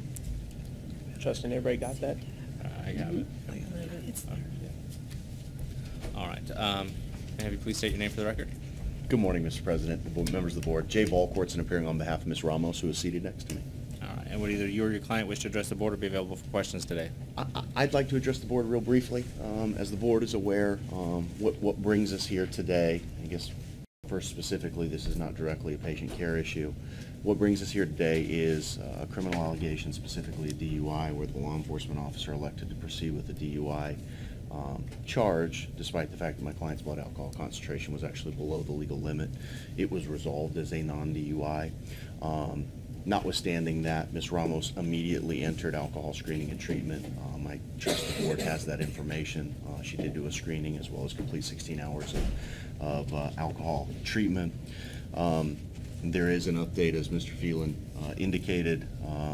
Subsequent to that, we have had another issue in the city of Tempe, though I do not represent Ms. Ramos on that case. It is on its way through diversion. She will be completing additional screening and treatment through the city of Tempe. A cursory glance at these two events would seem to indicate that it may be a substance abuse issue. Mr. Phelan quickly recognized, as did I, and both had a conversation with Ms. Ramos independently, that we don't necessarily view this as a substance abuse issue, but a relationship issue.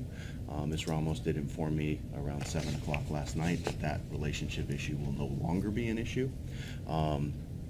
We were prepared to come in today and request a non-disciplinary letter of concern, though as I understand the recommendation may have changed, and requesting Ms. Ramos to complete an evaluation. We are happy to perform that for the board, although I would still submit that this is or was a relationship issue rather than a substance abuse issue, and would still submit that a non-disciplinary letter of concern is appropriate in this instance. Did you wish to address the board, Ms. Ramos?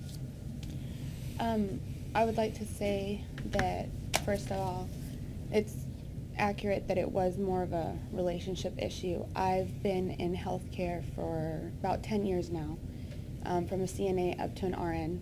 I've never had any issues, with substance or any problems with my employers or anything, no concerns.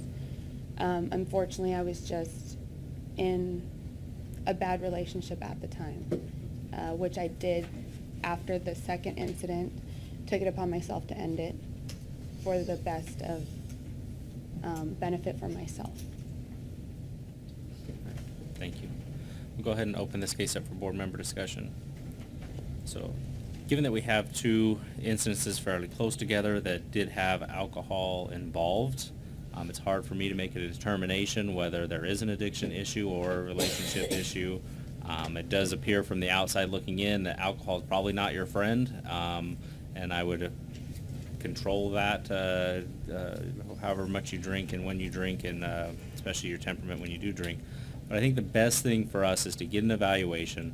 Let us see what the evaluator thinks. If he doesn't think there's anything issue, then we can go from there. And if there is an issue, then we can also take care of that also.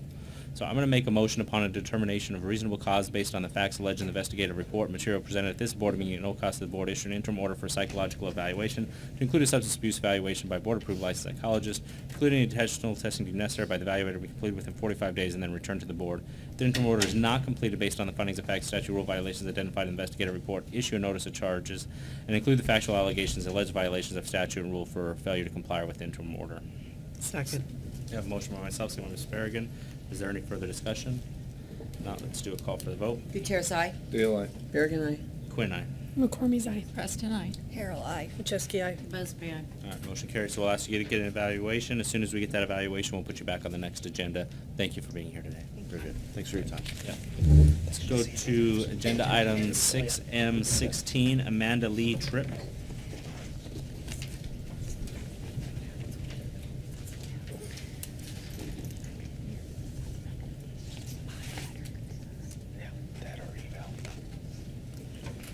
Are there any updates on this case? There are no updates.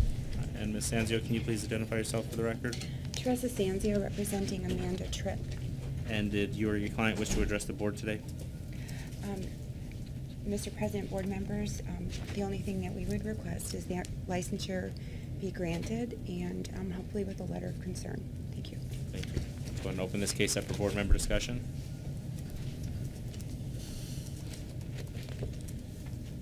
I'm going to make a motion to grant licensure upon meeting all requirements, issue a letter of concern for your December 22nd, 2014 arrest for extreme DUI, which resulted in conviction of an extreme DUI, DUI to the slightest degree, and DUI BAC if .08 or more, all misdemeanors in the Santan Justice Court, Maricopa County, Arizona. A second.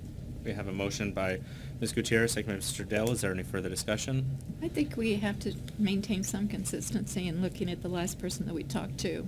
We certainly would want some extra look at whether or not this person has some sort of substance use issue. She's only had one. Well, Yeah, this is the but one it's before. One But it instance. also, close but it also together. was an extreme. Well, we It was don't, like- it- it you was shouldn't over a compare year ago. cases because everyone's individually, Right. so, Right. but historically, if There's it only is one. one, Letter of concern. we have done a letter of concern, and we've also done evaluation, we've kind of run the gamut on one DUIs, but I think it really goes into the detail, you gotta look into the details of the case to see, is there a pattern?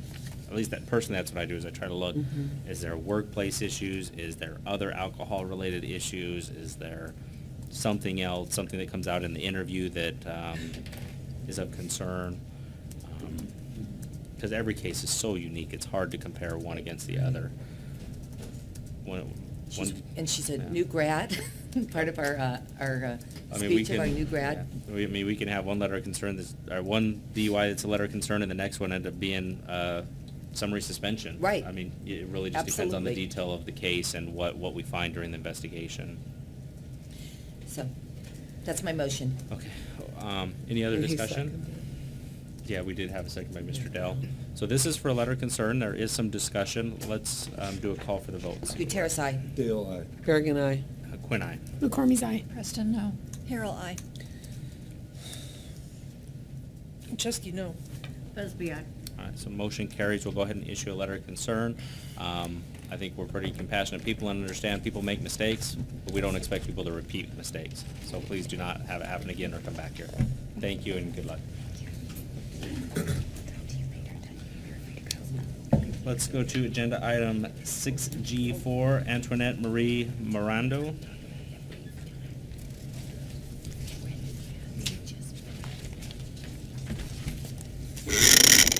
Christy Hunter to the boardroom.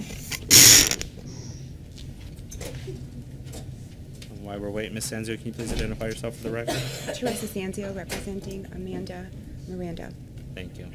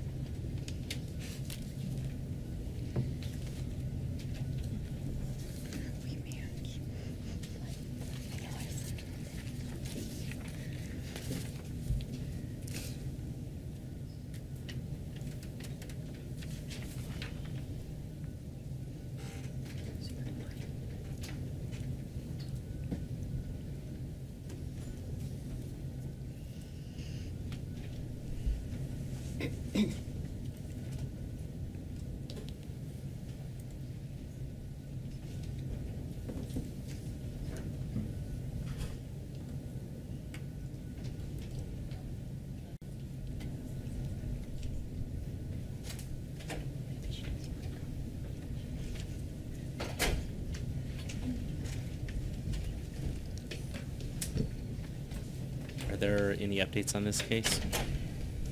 No, Mr. President, there are no updates. Ms. Sanzio, did you or your client wish to address the board or be available for questions today? We're available for questions. Thank Thank you. We'll go ahead and open this case up for board member discussion.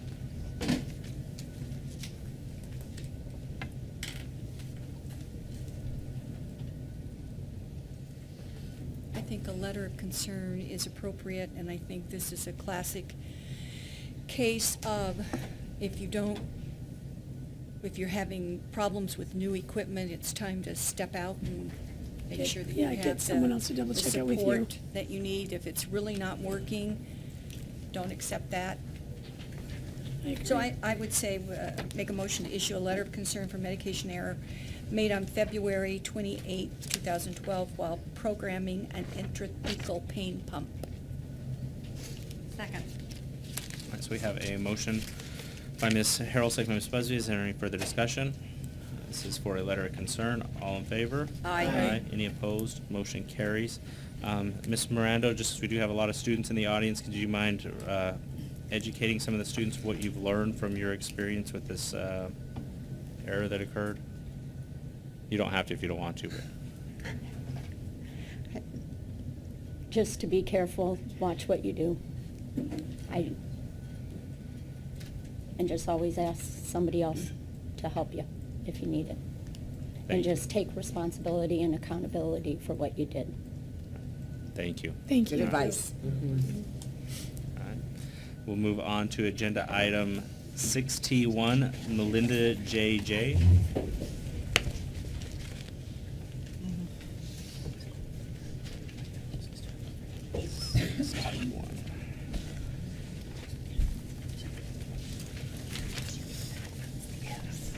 Are there any updates on this case? Yes, Mr. President and board members. Yesterday afternoon, I received that respondent completed with the National Council of State Boards of Nursing 2 different continuing ed documentation, a critical aspect of client care, and medication errors detection and prevention. Thank you. Ms. Sanzio, can you please state your name for the record? Teresa Sanzio, representing Melinda J. And would either you or your client wish to address the board or be available for questions today? I will just briefly state a couple of things that I know you should have in the investigative report. I'm sorry, I can't hear. A couple of things that I know you have in the investigative report. Can you hear me? Okay, Better. sorry about that. One is taking into consideration the recent transfer from the night to the day shift and the time management issues that Melinda has recognized. Number 2, this is somewhat of an isolated occurrence with respect to the time management issues surrounding the care and treatment in a short period of time, the time frame being September, October. Third, her work history to date, this is a 2012 incident. We're now 3 years out, and I know that there's very positive information, or there should be, in the file. And she doesn't work in this type of a practice area anymore, but nonetheless, she did want to take the continuing education remedial classes to demonstrate that she's remediated, and I don't know that that was necessary. However, I think the circumstances of the events that occurred on those few days, and what she learned from that, particularly following the file review, was eye-opening for her, and I don't believe that she wants to be in this predicament or situation again, and I don't believe you will see her again. She's a stellar nurse, and we would ask that you consider a letter of concern. Thank you. We will go ahead and open this case up for board member discussion. I was leaning toward the letter, so I'll make a motion based upon the information investigative report issue a letter of concern for removing medications from the Omnicell several hours prior to administering, failing to appropriately document several medications in September and October of 2012, and for making false or misleading statements on 2 nursing employment applications. Second. We have a motion by Ms. McCormick, second by Ms. Gutierrez. Is there any further discussion? I think I can support a letter of concern, but what was causing me some difficulty were the falsifications on the employment applications. 2 of them made me uncomfortable in terms of veracity. Yeah. I was leaning towards a decree, but I was right on the fence, going back and forth. Sounds like it was a really hard time in your life. Yeah. So we have a motion for a letter of concern. There's some discussion. Let's do a call for the vote. Gutierrez, aye. Dale, aye. Berrigan, aye. Quinn, aye. McCormick's aye. Preston, aye. Harrell, aye. Winchowski, aye. Husby, aye. All right, motion carries. So we'll go ahead and issue a letter of concern. Thank you for being here today. Wait, and we'll ask you too. Just share something with these students. We have a room full of students, and if you could, it helps them learn.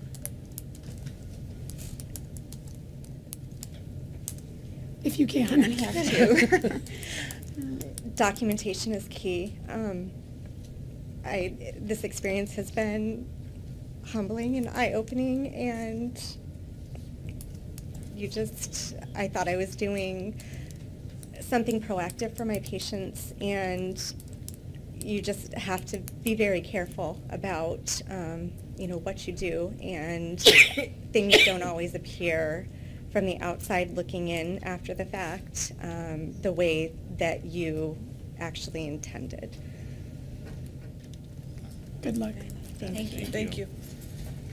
We'll go to agenda item 6D12, Tony Donnell Sanders.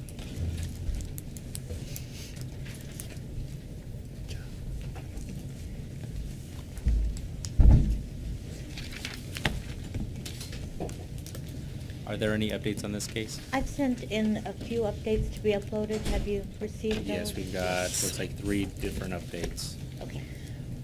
Ms. Sanzio? Mr. President, board members, Teresa Sanzio representing Tony Sanders. I made a request due to the nature of this case that it be considered in a confidential manner, and we could do it either at, with your approval, the end of the cases this morning or first thing after lunch, if that would work for the board. Did you get that? I sent the information. Yeah. Right, okay. I had it uploaded. Okay.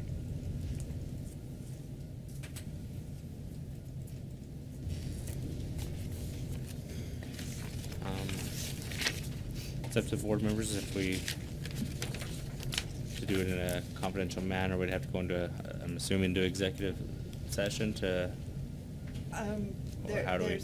There's some issues with that. I did talk to Ms. Kerrigan this morning. I'm happy to talk to Ms. Sanzio to kind of get everybody on the same page. So maybe taking Ms. Sanzio up on her offer to, or her suggestion that we table this would allow me to speak with Ms. Sanzio, and I apologize. We just, Ms. Kerrigan and I just spoke about it this morning, so. Okay. I'll make a motion to table this case. Second. Seconded by Ms. Harrell. Is there any further discussion? All in favor? Aye. Aye. Any opposed? Motion carries. So we'll table it, have you talk with board and staff, and we'll try to bring it back. Let's go to agenda item 602, Anel Perez Hernandez.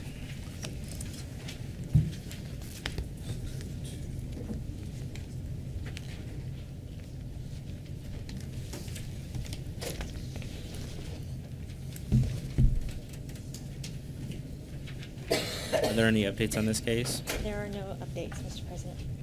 Okay. And Ms. Sanzio, can you please identify yourself for the record? Teresa Sanzio representing Ms. Perez Hernandez, who is unavailable today.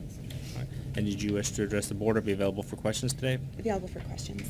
Okay, we'll open this case up for board member discussion.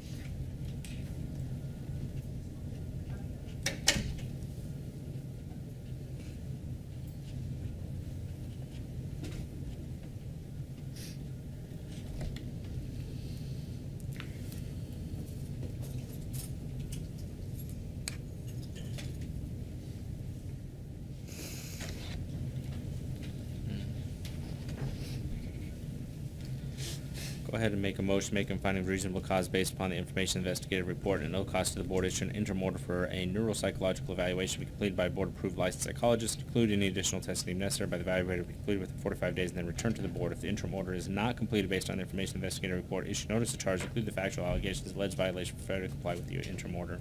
Second. Motion by myself, second by Ms. Berrigan. Is there any further discussion? Let's do call for the vote. Gutierrez, aye. Dale, aye. Berrigan, aye. Quinn, aye. McCormick's aye. Preston, aye. Carol, aye. Macheski, aye. Busby, aye. All right, motion carries. We'll ask for an evaluation.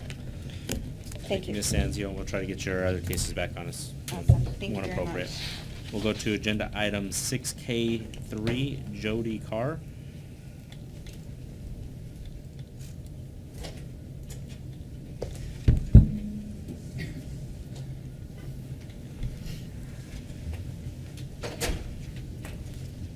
Ms. Chambers, please come to the boardroom.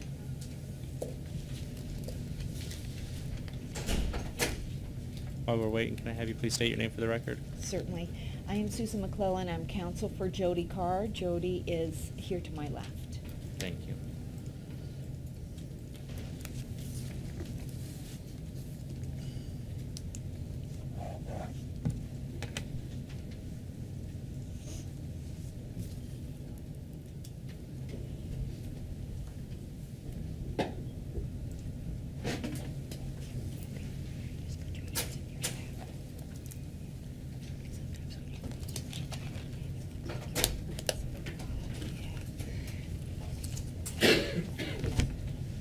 Are there any updates on this case, Ms. No updates. And would either you or your client wish to address the board today? I would like to make a statement, please, and I would like to speak against the recommendation for the interim order for a substance disorder evaluation.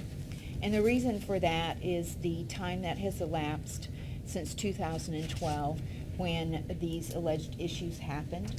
First of all, it makes no sense that there would be any diversion of any narcotic because Ms. Carr had a legitimate prescription for narcotic pain medication from her physician, and she had that in 2012. The reason she had that is because previously she was in a very bad motorcycle accident. In 2012, she was back doing clinical nursing. Her situation at work had changed to go into home health care for hospice to do that, and she was experiencing some problems from arthritis that was resulting from the prior accident and her physical injuries. From the information the board has obtained, you can see that in 2013 she only needed 3 prescriptions from her physician. In 2014 there was only 1 prescription that she needed for her physician, and in 2015 there have been none. And so I believe this is more of an isolated incident. Since 2012 she has changed her position. She is now doing reviews for insurance companies. She's doing that out of her home, so she doesn't have the same physical demand on her body as she did before. And so I think those are very self-explanatory reasons for why you see the narcotic use, and given the time that has elapsed in the last 3 years, we don't believe there's any need for an evaluation on this issue. We'll go ahead and open this case up for board member discussion.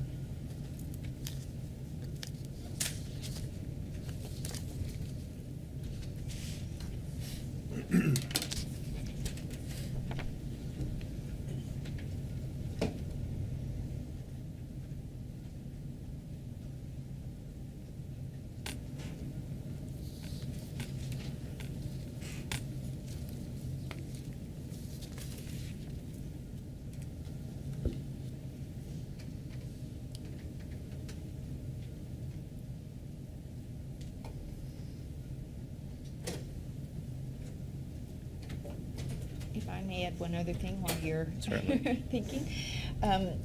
Jody has been licensed since 1990. She's never had any problems with any of the states that she has been licensed in. This is her first issue here before a board. There was one event noted in 2013 in February. Although, Or June, rather. June.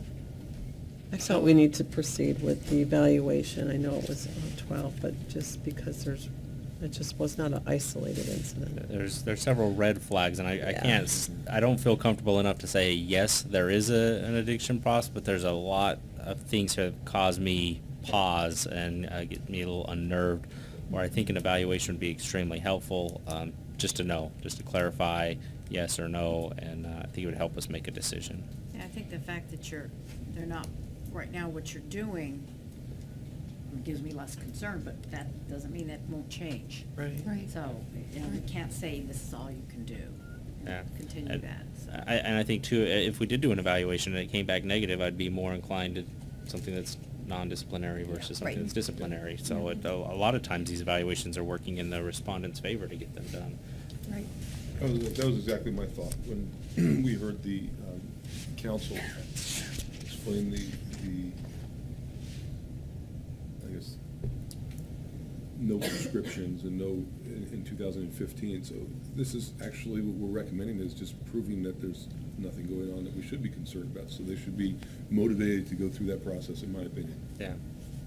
So based on that, I'm going to make a motion on a determination of reasonable cause based on the information, investigative report, and material presented at this board meeting at no cost to the board. Issue an interim order for a hair follicle and nail drug test to be completed at a board-approved laboratory within 10 days, and for a substance abuse evaluation completed by a board-approved evaluator who is a minimum PhD prepared to include any additional testing necessary by the evaluator to be completed within 45 days and then returned to the board if the interim order is not completed based on the information in the investigative report. Issue notice of charge include the factual allegations of alleged violation for failure to comply with the interim order. Second. Motion by myself, second by Ms. Berrigan. Is there any further discussion? Let's do a call for the vote. Gutierrez, aye. Dale, aye. Berrigan, aye. Quinn, aye. McCormick's aye. Preston, aye. Harold, aye. Chesky, aye. Osby, aye. Motion carries. Thank you. We'll go ahead and go to agenda item 6G1, Shelley Presser Fitzpatrick.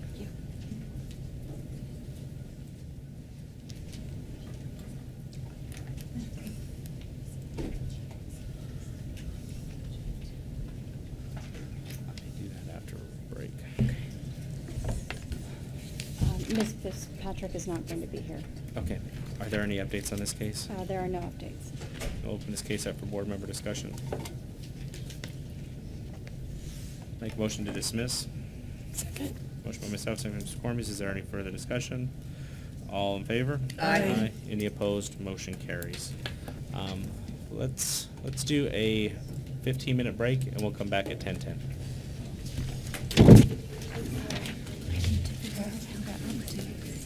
I'm comfortable, so it has to be called.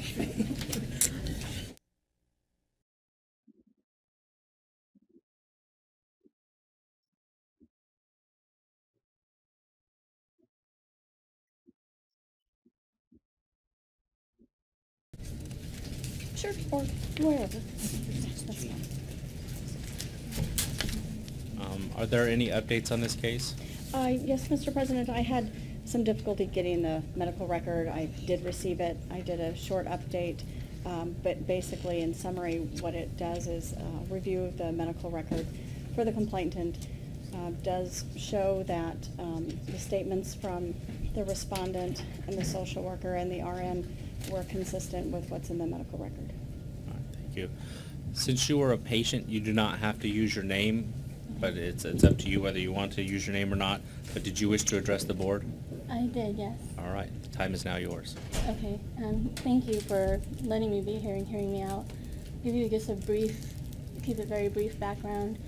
At this point in 2012, I had struggled with 22 years of severe recurrent depression. And every time it got really bad, I knew it's time to go check myself in, and I did. So this day, a lot of my issues stem from childhood. September 11th was a very hard time for me because even though I knew it's not logical thought, my thinking was this country focuses on the terrorists outside of the borders and fails to protect the children within its borders. CPS didn't step in, no one stepped in to help me. And recognizing that was illogical, I went and sought treatment. I said, I need to check in, I need to stay safe. And that's how I ended up under the care of Vanessa Curry. It was less than 1 minute that she spent with me that I can recall personally, and just issued discharge paperwork. I saw her very briefly that next morning, and all the paperwork was done. No one would sit down with me. I saw a male nurse, must have been the next staff. He refused to do an assessment. I told him I haven't been assessed, I'm not safe, and all that I'm asking is that you keep me safe for this one day. Everybody on staff refused. And that, from my understanding, was the orders of Ms. Curry, was that the discharge paperwork is already done. There's no follow-up treatment, there's no recommendations. I had no keys to my apartment. I had no method of contact with the outside world, no phone, no nothing. They paid for a cab for me to get home. And once home, my apartment manager let me in. And everything just started spiraling down there. I don't know if you have my records after that, but I did go in inpatient care for 8 days. And it's not that, I don't understand how when I'm asking for help, when I'm begging for help, how one person can just summarily discharge the whole thing. Just done, nope, she's good, we're not doing anything further for her. And I feel, everybody has a bad day, but her bad day almost cost me my life. It's been 2 years since I've been off medication. I've worked really hard to get healthy, And coming back to this issue is really hard for me. But she had a duty to protect me as a patient. She had at least, at the very, very least, if she felt like she couldn't get through to me if I wasn't talking with her, her responsibility was to get somebody else. To say, I'm not able to get through to her, the next shift should do an assessment.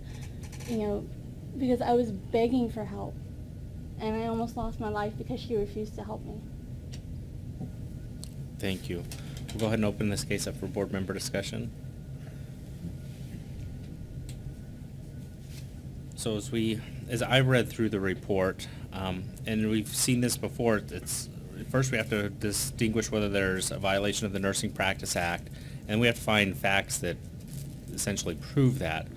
We run into a situation here where it's, when we look at the records and everything else, it appears that everything was done appropriately, and we have your testimony saying that it was not done appropriately, but we don't have any proof other than the records and then what you're saying. So it's kind of like a he said, she said situation, and there's no third party, fourth party corroborating one side or the other to help us distinguish what happened.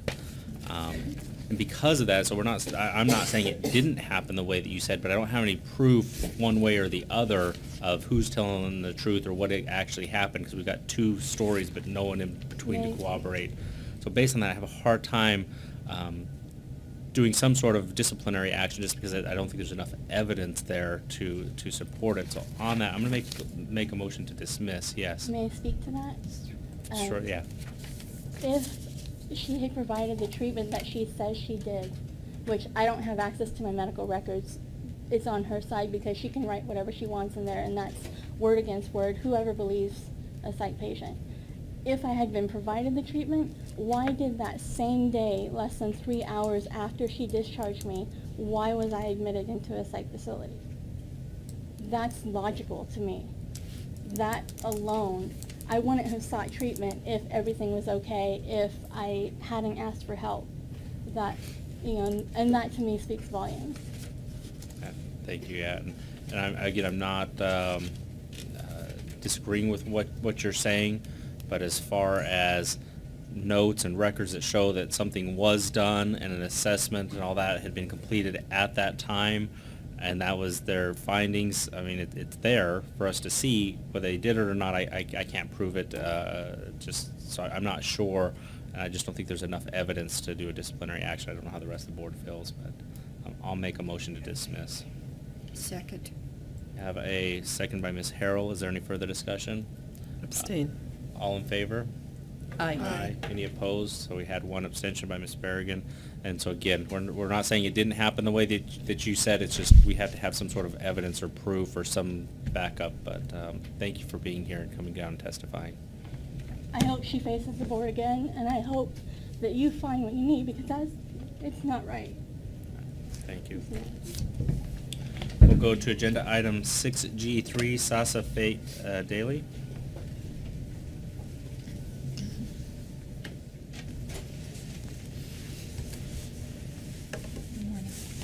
Are there any updates on this case? No, Mr. President, there are no updates. Can I have you please state your name for the record? Sasha Faye Daly. And did you wish to address the board or be available for questions today? I am available for questions. All right. We'll open this case up for board member discussion.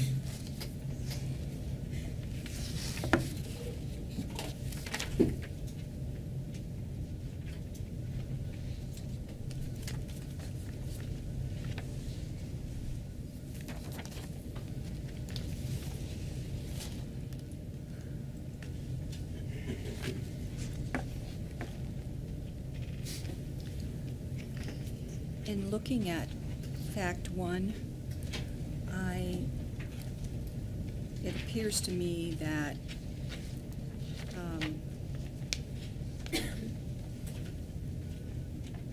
this case should be dismissed. Oh, no, I disagree with you. I disagree.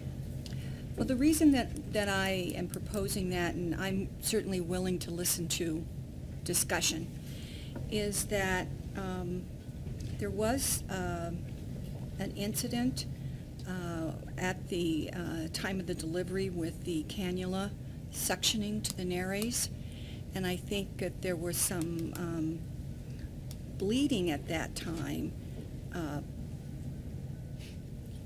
it wouldn't be unreasonable to think that might be related to the cannula sectioning.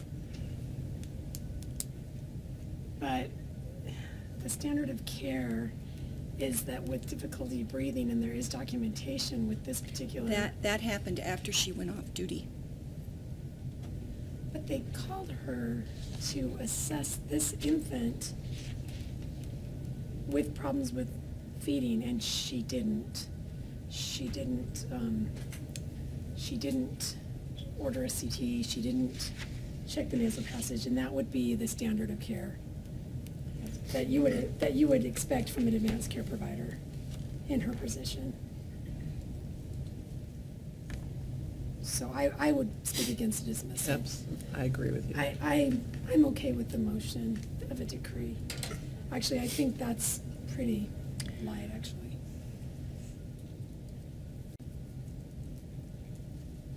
I think we should carefully look at the timeline. And you can help me with that. Well, first of all, the initial assessment, maybe you can tell us. Tell us about the initial assessment of this newborn. I was present for the delivery. I'm sorry, you need to speak up. And there's a mic in the middle of the table. If you can just speak up towards that mic, it'll help everyone hear your statement. This is it? Yeah. Sorry. That's okay. Yes. I was present at the delivery of this patient. It was born by cesarean section. There was meconium stained fluid involved. The obstetrician used a DeLee suction and vigorously suctioned the infant's nares. And at the time that the baby's head was delivered, came out, was crying, had a lot of fluid. I received the infant and I bulb suctioned the infant gently, dried, stimulated, and the baby was vigorous but having some tachypnea. And the infant was shown to the parents at the bedside. APGAR scores had been given, and the baby was taken to the nursery the level 2 nursery. They don't have an intensive care nursery then, where it was placed on monitors for observation. And your interaction with the child, was it just the birth, or were you called back to reassess the child? I was called back to reassess the child later on, a few hours later. The infant was presenting like an infant might typically present, with maybe some retained lung fluid or transient tachypnea of the newborn. That happens frequently with cesarean section births. The baby was pink and room air, active, alert, and having some nasal discharge that was bloody in nature. The nurse talked to me about that, and I said it wouldn't be surprising if there was trauma that was involved there. We need to continue to observe the infant through transition with monitoring. So I was called back later to see the patient again because of the continued tachypnea that was present in the baby. And I returned and did an assessment. On both situations, I always do an exam on the infants. The first one showed the baby was breathing fine. If I question if there's trauma involved, I don't feel it's appropriate to go and stick a tube right back into an area that I feel has been possibly traumatized, but there is another method that you auscultate for hearing breath sounds at the nares, and or if you have a stethoscope, depending upon what the diaphragm appears to look like, you can also look like fogging on that from the nasal breaths. So there are ways to assess those things in a baby like this who wasn't presenting any differently than any other child with transient tachypnea of the newborn. I did ask for the infant to be kept in the nursery for further observation. The baby fed okay, had to be paced a little bit, again consistent with an infant that might have TTN. In the back of your mind, a lot of things are there. You don't go chasing zebras right away. You do realize that choanal atresia is a significant problem for anyone who might have it, whether it's a membranous bone involved, bilateral or unilateral. It can be very significant in nature. So I had ordered monitoring, and also for the possible inflammation of the nares, I had ordered neosynephrine nose drops. Back at that time of the occurrence, it was still standard of practice to be able to use that on a limited basis, but not for an extensive basis because of the fact that you can get rebound swelling. And so I had ordered that. I spoke with the nursing staff, with the parents, and with the physician, and everyone was comfortable maintaining the patient in the unit on monitors. I was then off the case, no longer involved. The pediatrician took over the case. The infant stayed in the hospital for another about 3 days. I never saw the patient after that, nor was my group asked to reconsult on this patient. The baby fed in the nursery, fed with the parents, went home 3 days later, and that was the extent of my involvement. Mr. President, if I may, to clarify the question about a timeline, on page 2, towards the bottom, on December 3rd, 2007, there's a date and time there, and then when she was called back to the nursery at 15:50. So we're looking at the time between 9:45 and 50:50. The documentation regarding the evaluation of nasal patency was part of the question that I did not find documented in the medical record.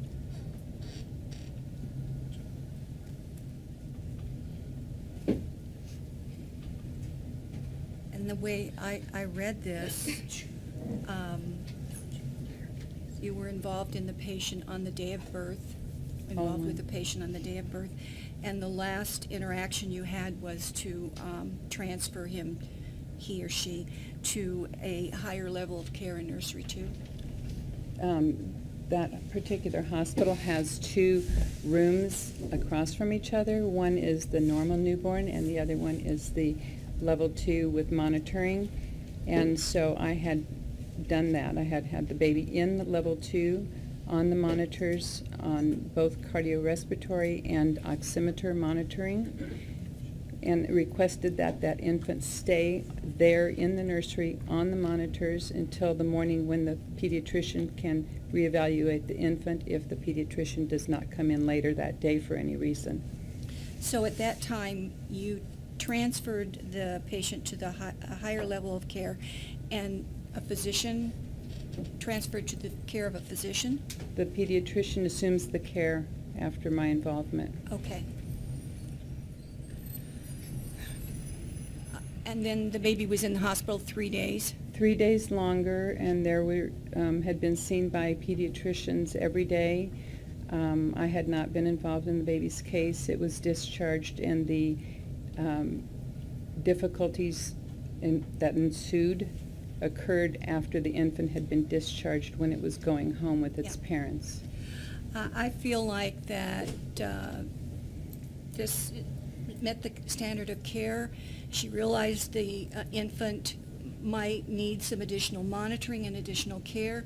She transferred the infant to the nursery where that was to happen, to the care of a pediatrician. The infant was in the hospital then for 3 days and then was discharged home. So I really have a difficulty connecting her practice to the outcome. That's the way I see it. There's so many other medical professionals that saw this child. More nurses, right? Doctors. So when do you normally check for the patency of the nares? When you, at delivery, when do you normally, how do you normally check to make sure? Most individuals don't put a feeding tube or any kind of a tube down the nares unless the infant's having difficulties, and As this one did. they don't seem to be related to something that we see more frequently because of the history that occurred, such as the most obvious thing would be that this is a little bit of trauma from the vigorous suctioning that occurred at the time of delivery, and or it could be even aside from that, just from the fact that the baby was having TTN, and you don't necessarily want to go putting things down the nares. However, I particularly was concerned about the bloody discharge that was continuing to come out of this baby's nose. I figured there may be some trauma, significant trauma, so for right now, the most prudent thing, I don't want to be more aggressive than I need to be, but by the same token, it's prudent to watch this child very carefully. So the decision was made to put the baby on the monitors, the O2 saturations, make sure those are all normal, which they were during the time that I was there and after. And then if anything further was of concern at that point in time, if you felt that there was some perhaps healing that had occurred, then you could take a small catheter and try to pass it through one or both sides for patency before going to ordering an MRI or anything else like that. So at what point generally would you do that? When the infant is at birth? Would you wait a few days? I mean, just... I would have waited several hours or the next morning if we still had issues. After the exam, I would have said maybe we should pass something. I have seen other babies since this happened several years ago, and I've also seen several patients, very similar presentation, where what I did was done for these patients and I wasn't the one doing it, which doesn't make anything any better or worse as far as outcomes. The outcome was a tragedy. That's how I feel about all the patients I've taken care of over the number of years that I've been doing what I'm doing. Whether I've been involved on a superficial or an in-depth level, it doesn't matter. If it's a bad outcome, it's a bad outcome, and you feel it, or I do. So I probably would have had the baby continued on with showing signs of some sort of respiratory distress. I think it would have been prudent to then pass a catheter, and I did do an x-ray. I did the standard things that are done early on to see what the lungs look like, see if there's anything that you can appreciate at that time, which everything looked consistent with a baby that was born by cesarean section, might be just having some fluid retention. So in retrospect, would you change your documentation from within normal limits to unable to fully assess as far as the nasal? I probably wouldn't change what my assessment was because the initial assessment was within normal limits, and I still feel that it was within normal limits. However, I probably would have documented for people as follow-up that there were significant concerns for possible trauma, and that if anything persists, that other diagnostic studies or treatments or procedures should be done to further investigate the infant. Regretfully, that's... So what you're saying is you might have, when you transferred the baby to a higher level of care, you might have suggested that you were already suggesting they monitor the baby. Correct. Even physical examination has so much information that there are books written on it, and you address the issue. The infant had respiratory distress, likely, transient tachypnea, but there might have been some trauma involved. I'm not going to then try to second guess what might be going on. If I was seeing the patient myself, I would continue to pursue the avenue of checking for patency more thoroughly, looking at possible testing, speaking with the physicians that I work for, that sort of thing. But I was no longer on the case. And so I have a question, and it says around December 2nd, 2010, that you admitted in your deposition that you had not checked the nasal passageway. By passage of a catheter, Mm-hmm. but no, I have. I always, well, I shouldn't say always because what's always, but it's in my regular, I've been doing this job as a practitioner since 1980, and you get into habits of things, and I find myself doing the same kinds of things over and over again. I start at the top of the head and I work my way down. One of the things that I do to assess airway issues, especially if I'm concerned about sticking anything in there, and I don't like to be very invasive with causing possibly more harm, is that I will listen, have the baby's mouth shut, listen with the stethoscope to see if you hear air passing, and watch for any increase in distress. If there's increased distress and or you don't hear air passing, then there might be more to look at, something more to do.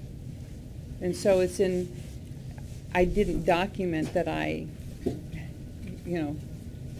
listened with my stethoscope. And like I said, you can document or on things that you do on a physical exam. I'm sure I don't document everything I do on a physical exam. I look for creases. Things that you just normally do to look for abnormalities or concerns. But I don't always put, there's normal hand creases, or always address those issues. So when I hear airflow and I see the baby behaving a certain way and I'm thinking possibly trauma, what I would do at this point in time is monitor the baby very closely, keep him in the nursery, don't let him go out. He stayed overnight, and made sure that I said do not release the infant until the pediatrician sees the baby in the morning. What was the medical justification to keep the child in the hospital for 3 additional days? Because I'm a father of 3, and I know that when The baby insurance was a companies want these C-section babies in the delivery. mom's house, right? And the mom was in the hospital. So it was because the mom was still recovering from the C-section? Right. Yeah, excuse me, I believe that part of the medical record, the indication for keeping the child in the nursery was difficulty breathing and difficulty feeding. And that would have been during that three-day period in which the baby was under the care of a pediatrician. Right, in the higher end nursery, correct? Right. Yes. I'm going to make a motion to dismiss. I second. So we have a motion by Ms. Harrell, second by Mr. Dell. Is there any further discussion? I'm still going to speak against it. In more of our conversation, I may, I don't know, because like you said, there were other mitigating factors that could explain, and perhaps, I can completely understand. You're thinking, there's some edema in the nares. I don't want to cause it to be worse. Maybe I'm going to wait and see. And I think, it sounds to me like you're a very careful provider. And yet, by the same token, this is an infant that had some difficulty, and I just don't think I can support a dismissal. Maybe a letter I of don't think we concern. can hold her responsible for what happened in the 3 days that when she saw the baby was in trouble, transferred to a higher level of care, to a pediatrician. I think we can't hold her responsible for the pediatricians if there were a way for if the pediatrician failed to find it. I don't think that that's the nurse's problem. But he's not in front of us. If I may. Well, I would just say, as we make decisions, I think when you go back to like the whole just culture. It's not the first of outcome all, I'm talking yeah. about. It's not. It's nothing to do with the outcome. Well, can we? But Christy wanted to So I would, interject something. I think Christy wanted to say something. Well, before Christy does, I just think as we make decisions, it's good to look at what exactly did the respondent do and have her Exactly. actions, not look at the outcome, because whether Right. somebody gets lucky with one outcome versus somebody who doesn't shouldn't be irrelevant. But I do think it's important to look at what is the standard of care when you're taking care of a child who has respiratory distress. What is the standard and what should have been assessed at that time, and then make a determination on then what would be appropriate. And one thing that she said was, and you did say, one thing that I would do is I would hold the mouth closed, I would listen to respirations, and I would make sure that they were breathing. That's what I do. And She so did. you on this? Yes, she did, and the answer was yes, it was within Yes, I normal did. limits. But she can if she has could it have an been? corneal atresia. It couldn't have been, it could not possibly have been so. How could it have been? Well, in any event, what she did was transfer the baby to a higher level of care. But she also continued and she ordered nasal drops for stuffiness. That was prior, I mean, she did that at the time she transferred her to the higher level of care. Ms. Hunter, did you have something you wanted to add? Actually, Ms. McCormick's made my point for me. At that 1500, when respondent was called back to the nursery to reassess because the baby continued to have difficulty feeding, rapid respirations, that the physical exam for respiratory system did not include checking with a mirror for, cloudiness to see that there is breath, checking, auscultating the nasal passageway for respirations. Right. So, yeah. That's my only. If it's not documented, it Okay. didn't happen. So we have lots of discussion. We have a motion for a dismissal. Let's do a call for the vote and we'll see where we lie. Gutierrez, no. Dale, aye. Bergen, no. Quinn, no. McCormick's no. Preston, no. Harold, aye. Macheski, aye.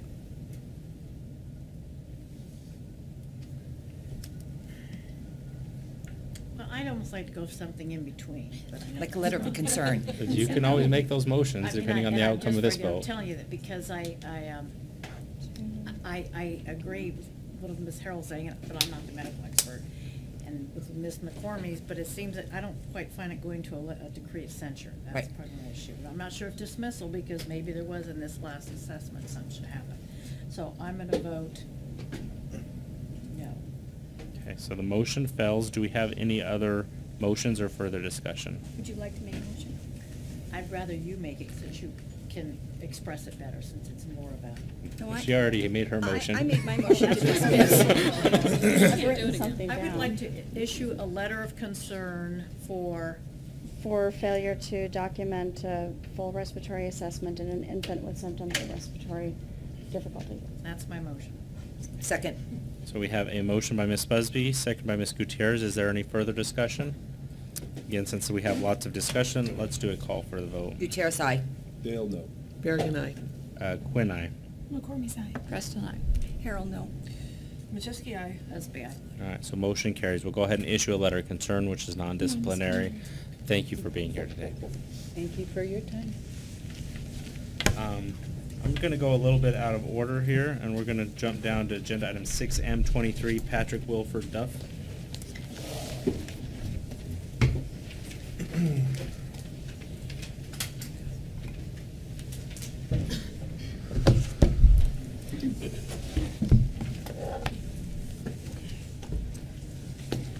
Are there any updates on this case?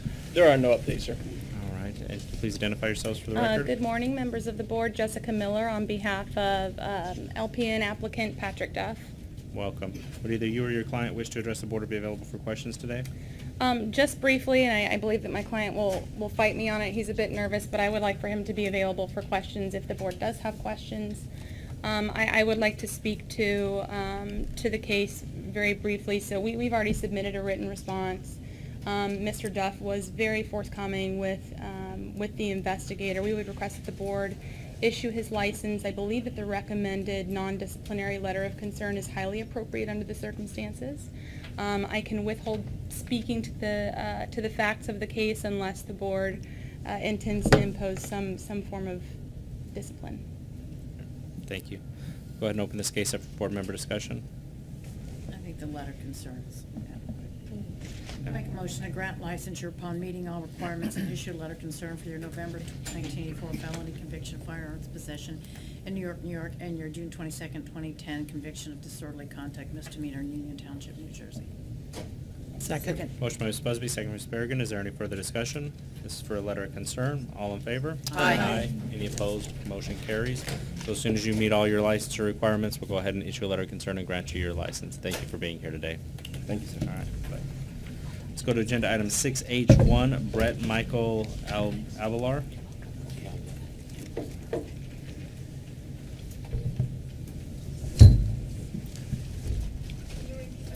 6H1, Brett Michael Avalar. What I'm going to do is I'm going to go ahead and continue on with the agenda, and then we'll come back to the Gs. We'll go to... Are there any updates on this case? No, sir. And can I have you please state your name for the record? Jessica Miller on behalf of Mr. Brett Albalar, And what? registered nurse. Brett Alpar. Welcome. Would either you or your client wish to address the board or be available for questions today? Yes, I would like to make a statement, and I believe my client would very much like to be available for questions should the board have any. So Mr. Albalar has been accused of engaging in some very egregious conduct of which he unequivocally denies. Without not, I don't want to say anything rude or inconsiderate about the particular patient involved, but the accusation is highly inconsistent with objective fact, and not labeling it as a he said, she said, because I think that reduces the importance and the severity of the allegations, but it just quite simply does not make sense with the fact that Mr. Albalar doesn't even work nights. The patient was, and of course this is all written in the formal response, but I will rehash it because I think it's very important, especially with the severity of the allegations. All of the investigating agencies that participated in investigating the complaint, none of them were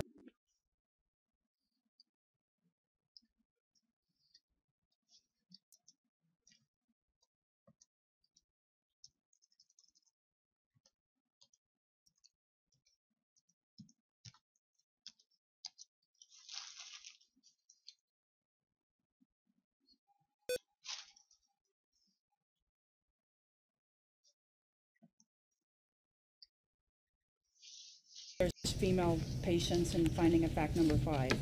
That was prior to the consent agreement. No, Since- 2013. Oh, yeah, I'm sorry. The contact with the patient's family members. Yes, but I have a hard time struggling with that too. And with respect to the missed meetings, I mean, Mr. Romero, the counselor, doesn't say in his letter, he doesn't use the phrase excused absence, that's my words. Randy has on his cell phone the texts that he had with Mr. Romero prior to missing those 3 meetings, and in Mr. Romero's letter he says he has no concerns regarding his attendance or investment in therapy. And keep in mind, the attending of the group meetings is a recommendation of Dr. Lamont, and the board order requires Randy to comply with Dr. Lamont's recommendations. So if Dr. Lamont or the counselor, Mr. Romero, thought that he wasn't complying with their treatment recommendations, I would think that in the last 7 years, or however many years, they would have brought that to the board staff's attention.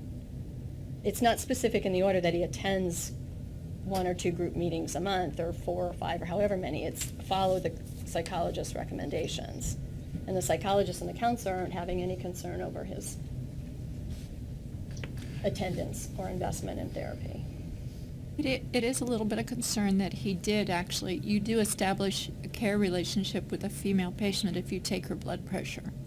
You do establish some sort of care relationship with her if you take her blood pressure. It's an assessment tool.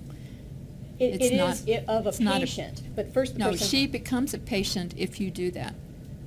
Well, I guess I look at it according to the intent of the order, which says female patient, doesn't say any female, or the definition in the statute that a patient is someone that you provide nursing care to, and I could go to CVS or Walgreens and use the blood pressure machine and nobody has to do it but me. I mean, am I a patient of somebody just because I do that? He used a tool in order to make an assessment that becomes a patient. I would say that he shouldn't have done it, but then again, I think we still need to focus on where do we go from here.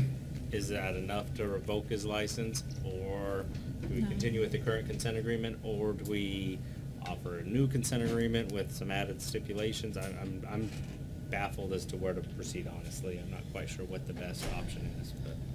But. And that's why I would direct you to Dr. Lamont, who knows Randy and his history and his progress in therapy better than any of us, and she submitted a letter in June, and I'm having trouble putting my fingers on it at the moment. I've been looking for it, and her June letter, oh, you have it.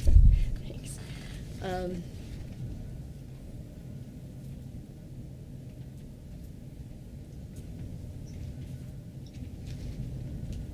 her opinion, Mr. Pameo is likely to be able to be practiced safely with the following restrictions. Restricted to male patients, continue to be actively monitored on a regular and frequent basis by a supervisor, monitoring polygraphs every 6 months, continued participation in treatment.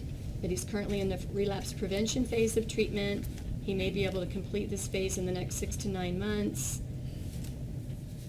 And then at least a year of maintenance phase of treatment thereafter. So does our consent agreement extend through that period of time as she's recommending? No, we would need to, Extend it? it would have to be a new consent agreement to Okay. continue All right, so to it make sure And that. I'd almost think you need a new consent agreement to add the additional findings of fact, so they're not, so they're documented. Well, so if right now, let's see, I'm just trying to get, if, when this ends, the current consent agreement, will this come back to us? Well, just one of the options you could do is just do a whole new consent agreement. To continue it, To but have it continue, come back prior to a we'll just new have a one? completely new one, and once they sign it, then the old one goes away, and you just continue on with the new one. And then if it's not signed, you could always do a revocation. Revocation. Or then. revocation, yeah. Well, but, I mean, if we're gonna do a new one, is the new one want to incorporate these new terms, talking about Dr. Lamont's letter, to extend it more? I would think so, to include the new term, to make sure that all the stipulations are clarified. The issue is going to be how long maintenance therapy will last. Correct. Because the maintenance therapy is undetermined, and he has to successfully complete relapse prevention therapy to move into maintenance therapy. Maintenance therapy could go on for years. That's not known. That is an unknown. Well, then I think it would have to be open-ended. The probation would have to be a bit dependent on the reports of the evaluator.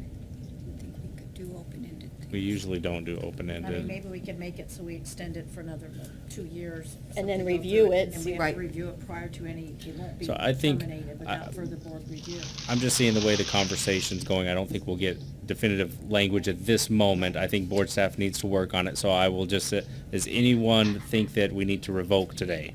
No. I'm not getting the feeling that that's what needs to happen. I think that a new consent agreement is appropriate. It should include the new stipulations.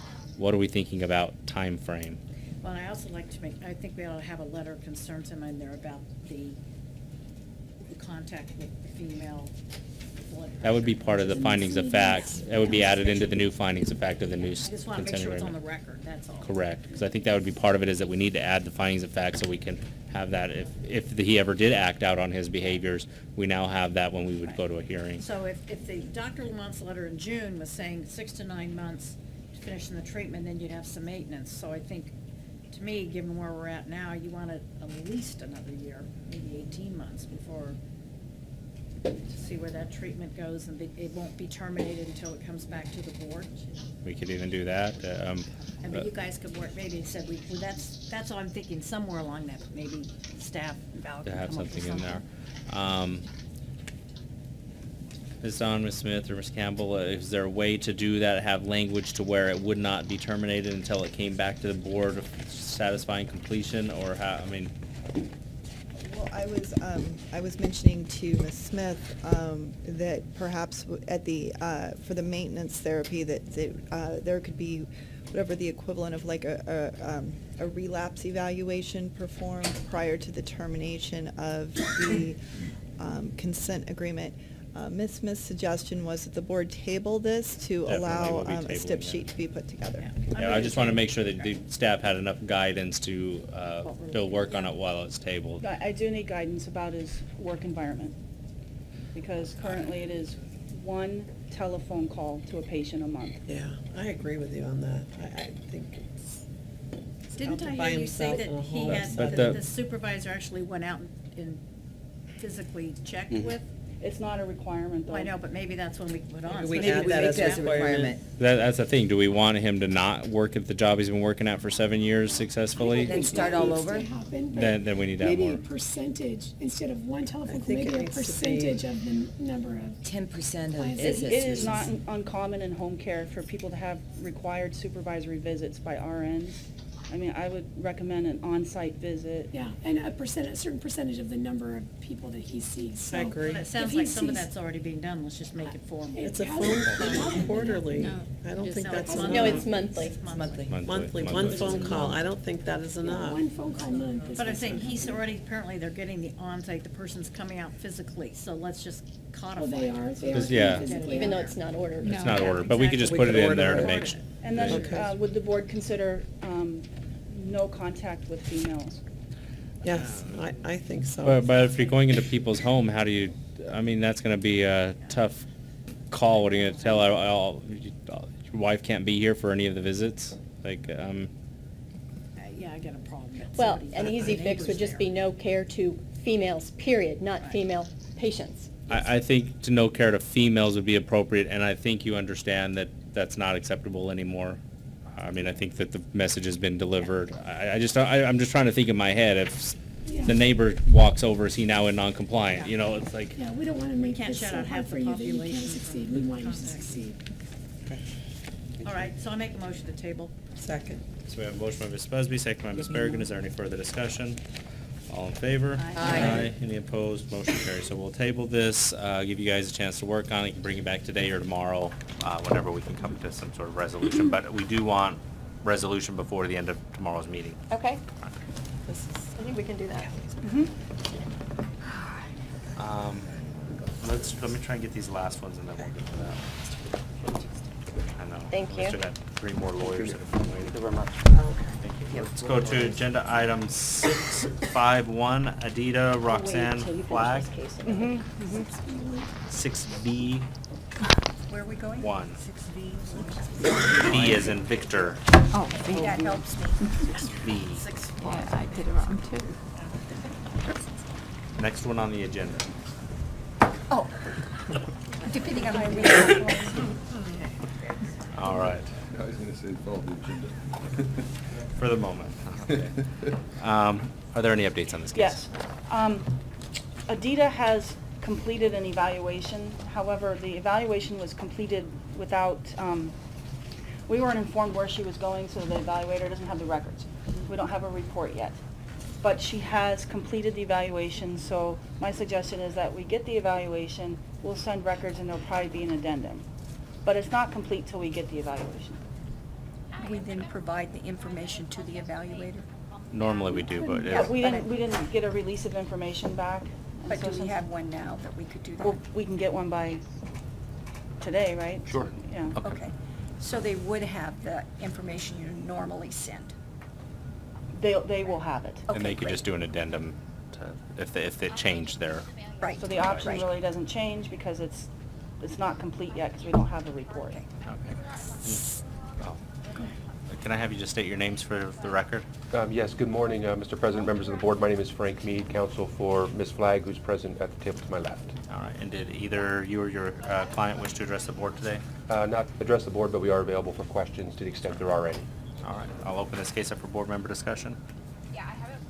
I'll make a motion to continue the investigation to allow the applicant to get us the substance use disorder that she obtained by the evaluator and then return to the board. If the evaluation is not completed, and return to the board within 30 days, deny application. Second. I have a motion by Ms. McCormick, second Ms. Bergen. Is there any further discussion? This is for a continuance. All in favor? Aye. Any opposed? Motion carries. Thank you for being here today. Thank you very much. Let's go to agenda item 6B3, Sharon May Elvado. We're skipping one? Oh, I skipped one. Well, I already opened B3, so don't pay attention to the agenda. 6B3, and then I'll go back up. I'm sorry. President. 6B3, yeah. 6B3, Sharon May Elvado.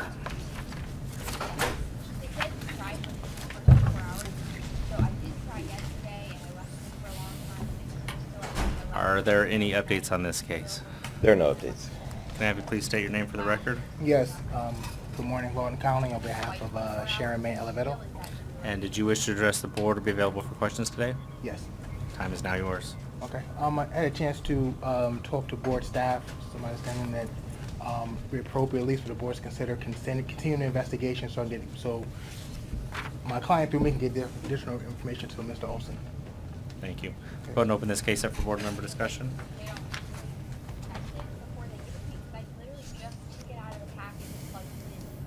Make a motion upon a determination of reasonable cause based on the information investigative report and material presented at this board meeting at no cost to the board, issue an interim order for a psychological evaluation, including an anger management evaluation by a board-approved licensed psychologist, including additional testing deemed necessary by the evaluator to be completed within 45 days and then returned to the board. The interim order is not completed based on the information identified in the investigative report. Issue notice of charges and include the factual allegations of alleged violations of statute and rules for failure to comply with the interim order. Second. Motion by myself, second by Ms. Gutierrez. Is there any further discussion? This is for an evaluation. Let's do a call for the vote. Gutierrez, aye. Dale, aye. Bergen, aye. Quinn, aye. McCormick's aye. Preston, aye. Carol, aye. Macheski, aye. Busby, aye. Motion carries. Thank you for being here today. I'm sorry, we had a chance to talk to Mr. Olson. If the court can reconsider his motion, make it 60 days, only because my client's out of state and we have to get the approved therapist that's out of state. I'll make a motion to allow the interim order to be completed within 60 days. Second. I have a motion by Ms. Estes and Ms. Gutierrez. All in favor? Aye. Aye. Any opposed? Motion carries. Thank you. Thanks so much. Have a good day. Let's go to agenda item 603, Abby Cook.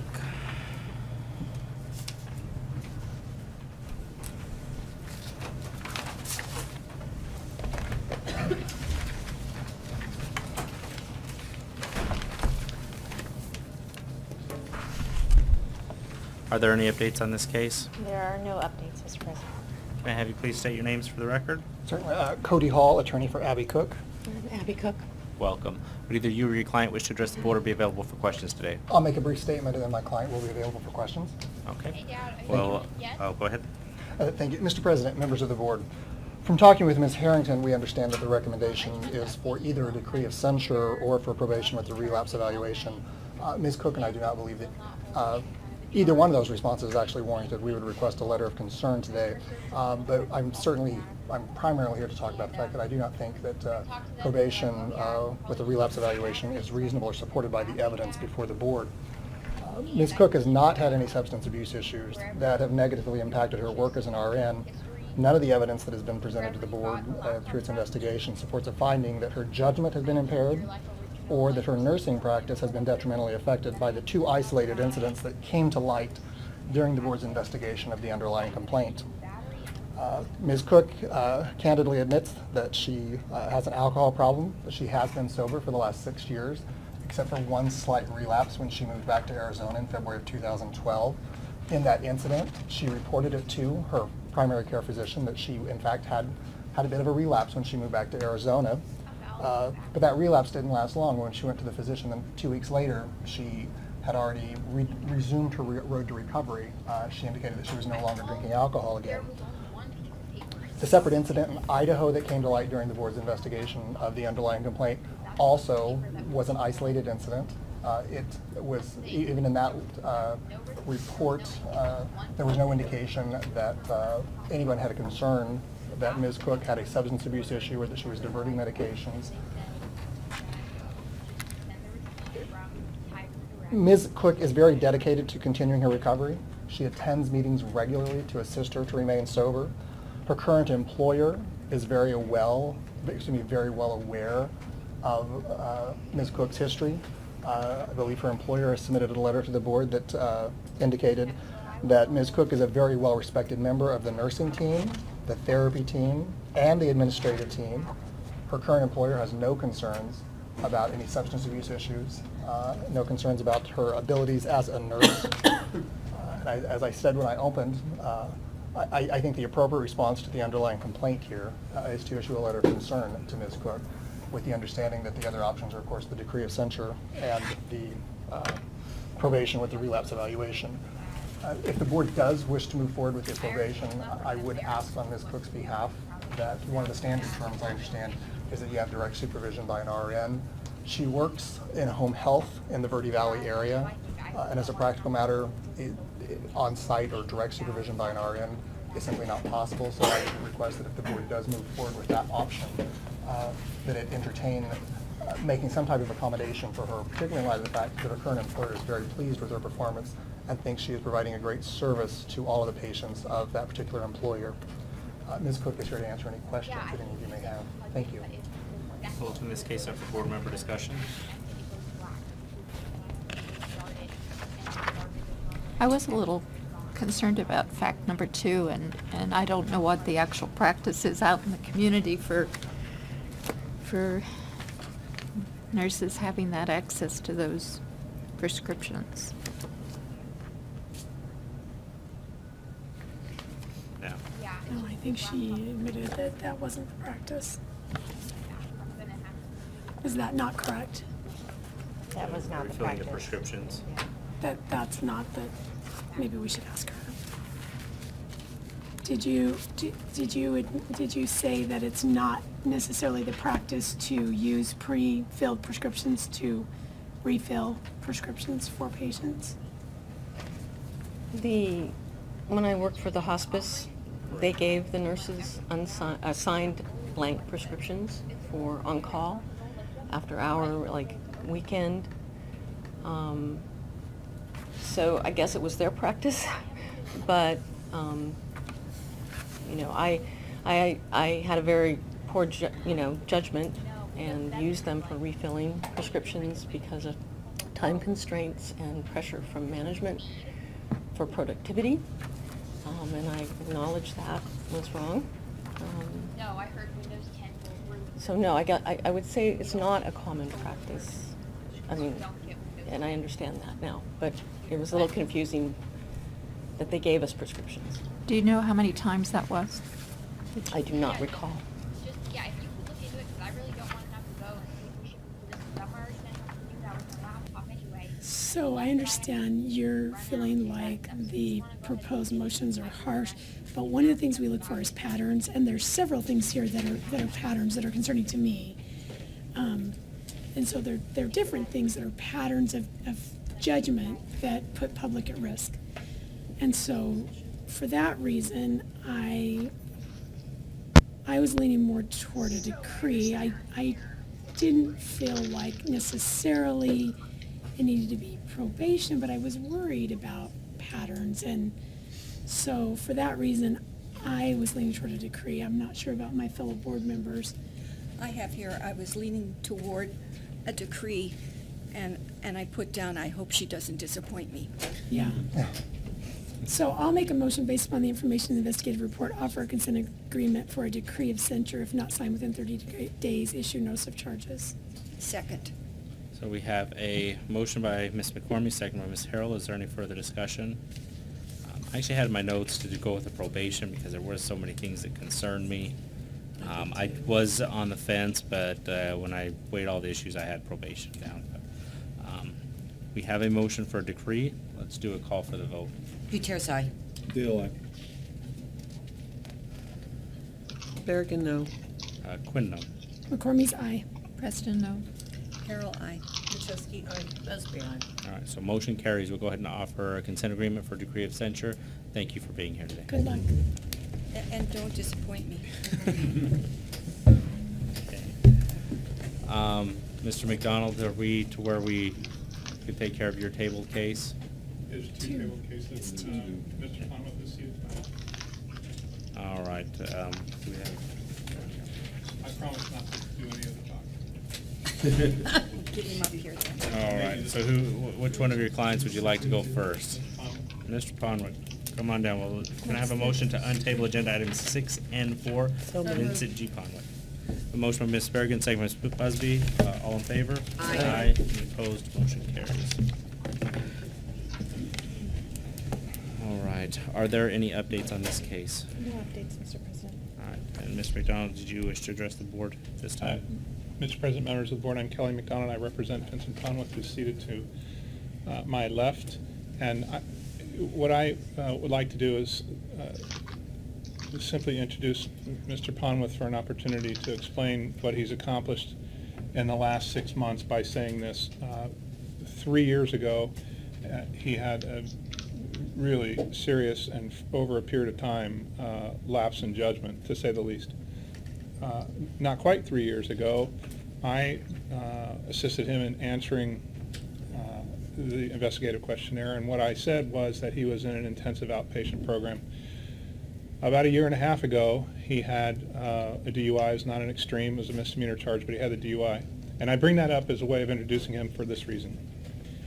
A little over 6 months ago, he had, I don't know if it's fair to call it an epiphany, I'll let him tell you, but he made a decision to go into a program that's really well respected. It's really rigorous, and he's succeeded in every possible way in it and intends to continue to participate in it. And so, having demonstrated that commitment, aware of what the circumstances were 3 years ago, and aware of what the options are presented to the board, we're here today to ask the board to make what apparently is somewhat of an exception and allow Mr. Ponwith to enter the Can Do program.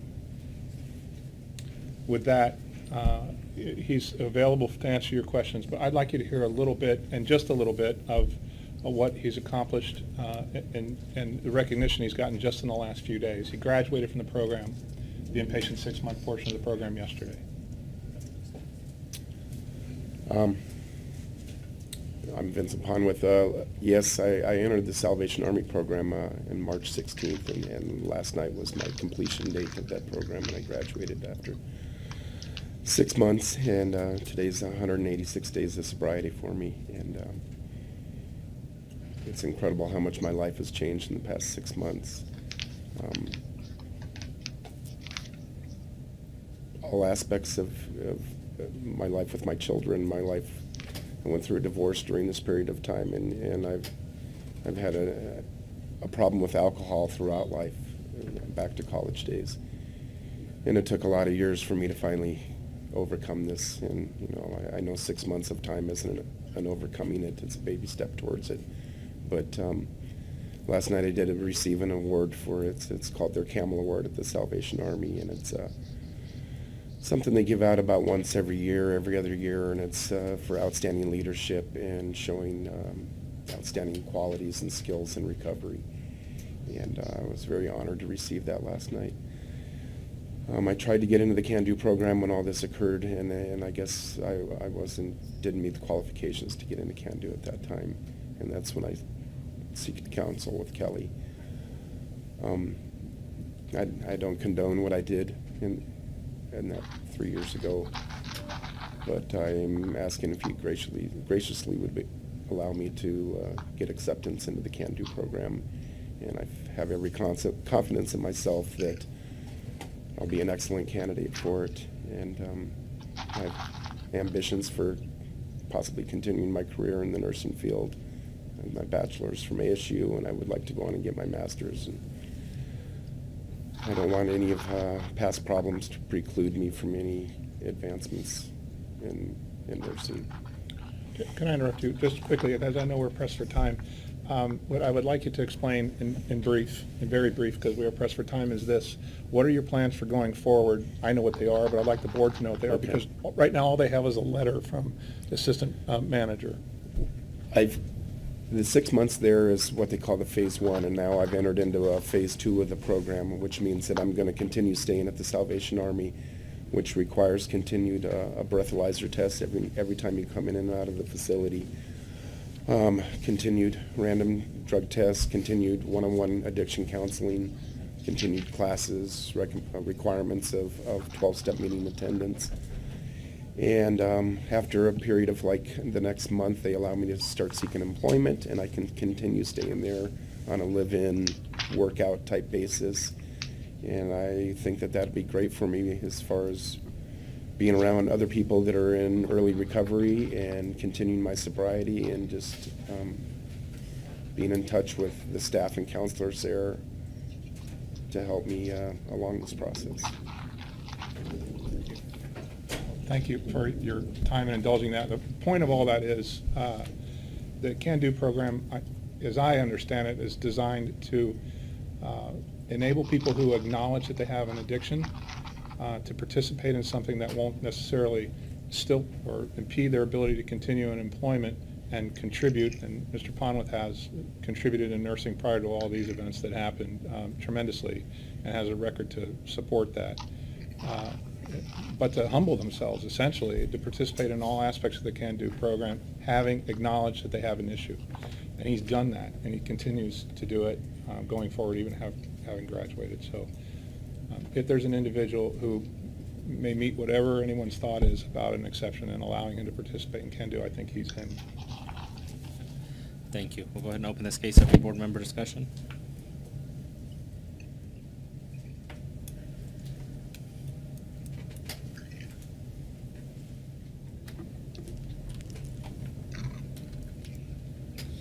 Well, I'm going to make a motion. First of all, congratulations. And I'm going to make a motion based upon the information investigative report, offer stipulated agreement for a minimum 3-year participation in Can Do. If not signed within 3 days, issue notice of charges. I think he's in a very controlled environment. I think he could do well with it, and it could help progress in his nursing. We have a motion by Ms. Gutierrez, second by Mr. Dell. Is there any further discussion? He's a candidate. He's fine to go into Can Do. Not technically, it'd have to be an exception, yeah. Mr. Ponwith did, and Mr. McDonald were both advised that he did not meet the eligibility criteria for Can Do based on the fact that he had his addictions during, or his addiction behaviors had placed significant harm risk to patients, specifically when he changed medication orders, changed both the medication and the dosing, so the patient could have received really very high risk. Yeah, that's been what I thought. placed at harm. And may I speak to the reason Yes, for please. that exception? The board policy excludes any nurse who has done anything that would place a patient at significant harm, a risk for harm. And it's consistent with other states' policies. It's recommended by the National Council of State Board of Nursing that this exclusion exists. And the main reason is because the public has the right to know when a nurse's judgment and decision and actions have gone from just placing themselves at risk with some slight degree of risk to the patient to really placing the patient in significant harm's way.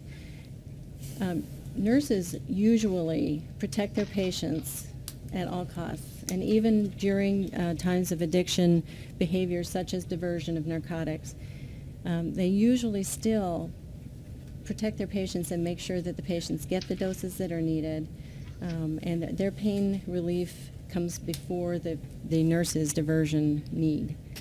And so when a nurse's behaviors cross that threshold and now put the patient at risk, it really has entered a whole new arena of risk. And so we don't know whether that means that his disease, probably so, that his disease was so advanced that he was able to cross that threshold where nurses usually don't cross, or whether there's some reckless, willful placing patients at harm's risk. So we don't know exactly what that is. I do commend Mr. Ponwith for the excellent recent work that he has done in achieving sobriety and his intentions to continue it. But I do have some concern about making an exception to this exclusion. But it was the judgment of changing the order so the patients were at risk. His needs were above those of the patients. Correct. Just to clarify. Yes, yes. So I'm going to speak against the motion because I wouldn't want to set a precedence of, okay, thank you, Jan, for clarifying that for me. So I need a clarification. So it's listed as one of our options. Because we can do that. We can even though override it's it. against what we And normally explain would the do. difference between And the that's Can fine. Do and the other options, and that might help. So Can Do is, it's not made public. So we have very strict criteria of who the staff is allowed to allow into the program. We have on rare occasion, made exceptions and allowed people to go in, overriding the policy, but board staff is not allowed to override that policy. So that's why it is an option and we can do it. Whether we should or not is another question. But, That was yeah. my question, Yeah, if it was an option, but It's an I option, we didn't can realize do it. that was But board out staff of the could norm. not, yeah, Okay. it's out of the norm, board staff could not make that decision, but they could present it to us to make a decision. And that's why I chose it. So we have a motion on the table with discussion. Let's do a call for the vote. Gutierrez, aye.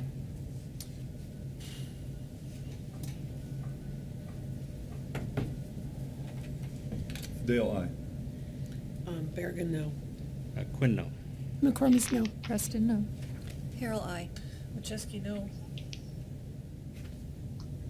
Busby, aye. I have 5-4 it failed, is that correct? So motion fails. Do we have any other motions? I'll make a motion.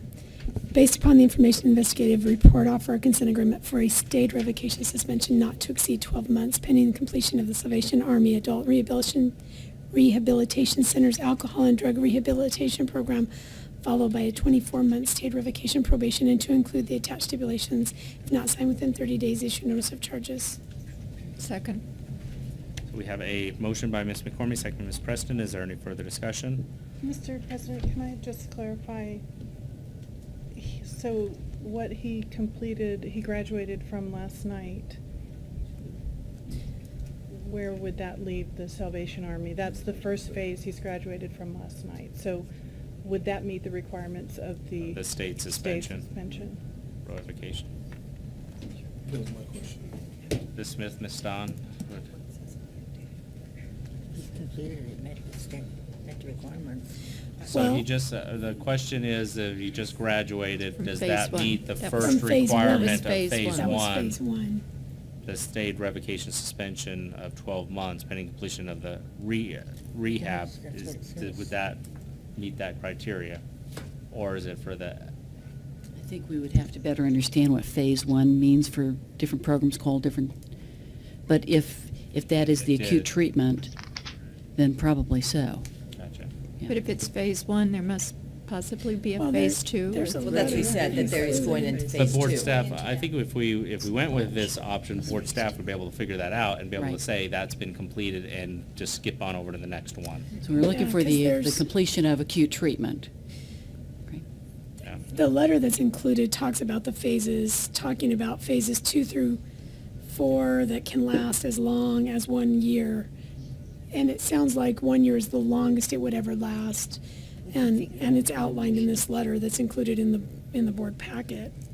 I think you would just be up to board staff to make sure Yeah. that their phase one meets our definition of phase one and make a determination from there. But I do that because I commend you for your progress so far. The terms are the same time frame as can do, but because of what happened, then we meet It the technically spirit could be 1 year less. and letter, yeah. Because if he And does end up recognizing meeting what the you're first doing. phase, he would actually only be 24 months on It this it really recommendation. credits you for the work you've done so far. All right. That's my motion. So we have a motion on the table. May I just Certainly. make a quick point? I understood there were 3 options presented. This was the lesser of the The three. 24 The month. other one was So 36 months. So technically, the motion that's on the table now, if he meets the requirement for the stayed revocation suspension portion of it, it would actually only be 2 more years. It would be the lesser of The all other one three. was 36 months. This is only 24. And so Ms. Smith might be anticipating what I'm still trying to figure out. Go ahead. What is it that, if anything, that we would need to present to board staff to confirm that what he's completed would satisfy stage one? We should put the stip sheet here.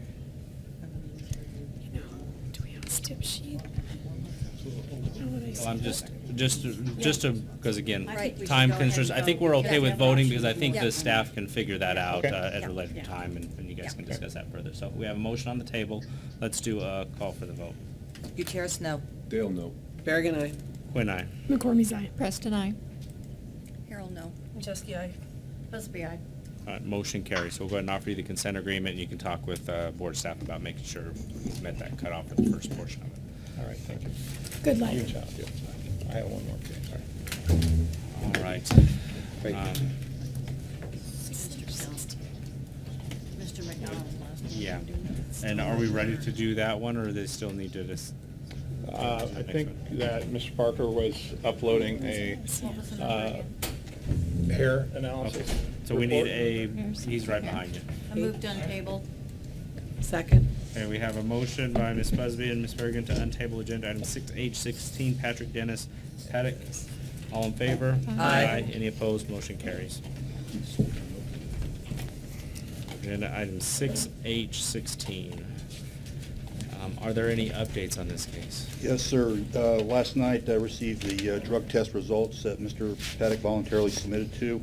He submitted to a hair follicle sample, 7 panel. It was negative for all tested drugs. Good. Thank you. Mr. McDonald, did you or your client wish to address the board? Mr. President, members of the board, I'm Kelly McDonald. I represent Patrick Paddock, who's seated to my left. At the interview, he was asked whether he would agree to hair follicle test, and I understood that he was asked because one of the people involved in the complaint has alleged that he has a substance abuse issue and suggested that may be in part an explanation for what that person alleges is a behavioral issue. And he said, of course he would, and he did, and the results are negative. So this isn't an evidentiary proceeding. If it were, I would say that information goes to that particular person's credibility about the circumstances. And I know the investigative report, not because I've seen it, but because we discussed it at the interview with Mr. Barker, lays out some of the other concerns about one of the complainants. So really what we're here to ask is that this be dismissed, or if there's some issue about whatever kinds of language is used or something, that there be a discussion about that and perhaps a letter of concern. As I understand it, an option presented to the board is a psychological evaluation, and I'd submit to the board that there's insufficient information to support a need for that. We'll open the case up for board member discussion.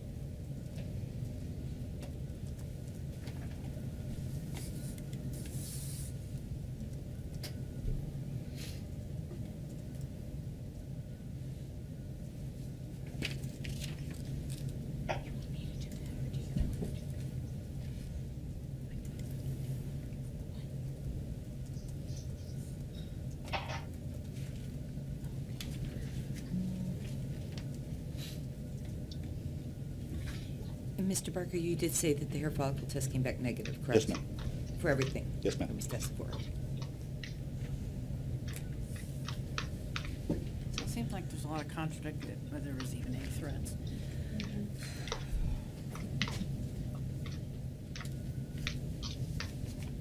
Since he passed the hair follicle, I would suggest a letter of concern. That's what I'm thinking. Yeah, it seems like not good to say they didn't hear anything. Right. Didn't say anything. What would you do the letter of concern for? For what are you gonna do? allegations that use inappropriate. Communication. Mr. President, I have language for that You if you do? want. Yes. Very good. I make a motion to issue a letter of concern. And the language be for allegations of threatening remarks made by you towards coworkers that occurred between February 2014 and May 2014 while you were employed as a registered nurse at Banner Good Samaritan Hospital in Phoenix, Arizona, that were not substantiated. That's my motion. Second. So we have a motion by Ms. Busby, second Mr. Gutierrez. Is there any further discussion? All in favor? Aye. Any opposed? Motion carries. So go ahead and issue a letter of concern, which is non-disciplinary. Thank you for being here. Thanks. Mr. President, members of the board, thanks for waiting. Thank you. Appreciate it. No problem. All right. Agenda item number 9, dialogue with the nursing students. What Who's here that's still nursing students? Everyone else who are waiting to have your cases heard, we will not get to it till 1 o'clock. We're going to have a lunch break and then we'll get back to it. Nursing students, don't leave. What schools do we have present? Gateway. Gateway's it? Let's have 4 Gateway students come up here and fill these chairs. Wasn't there another case that was tabled before? Yes, we have one Was more. that after all? Yeah, we're already past time. Okay.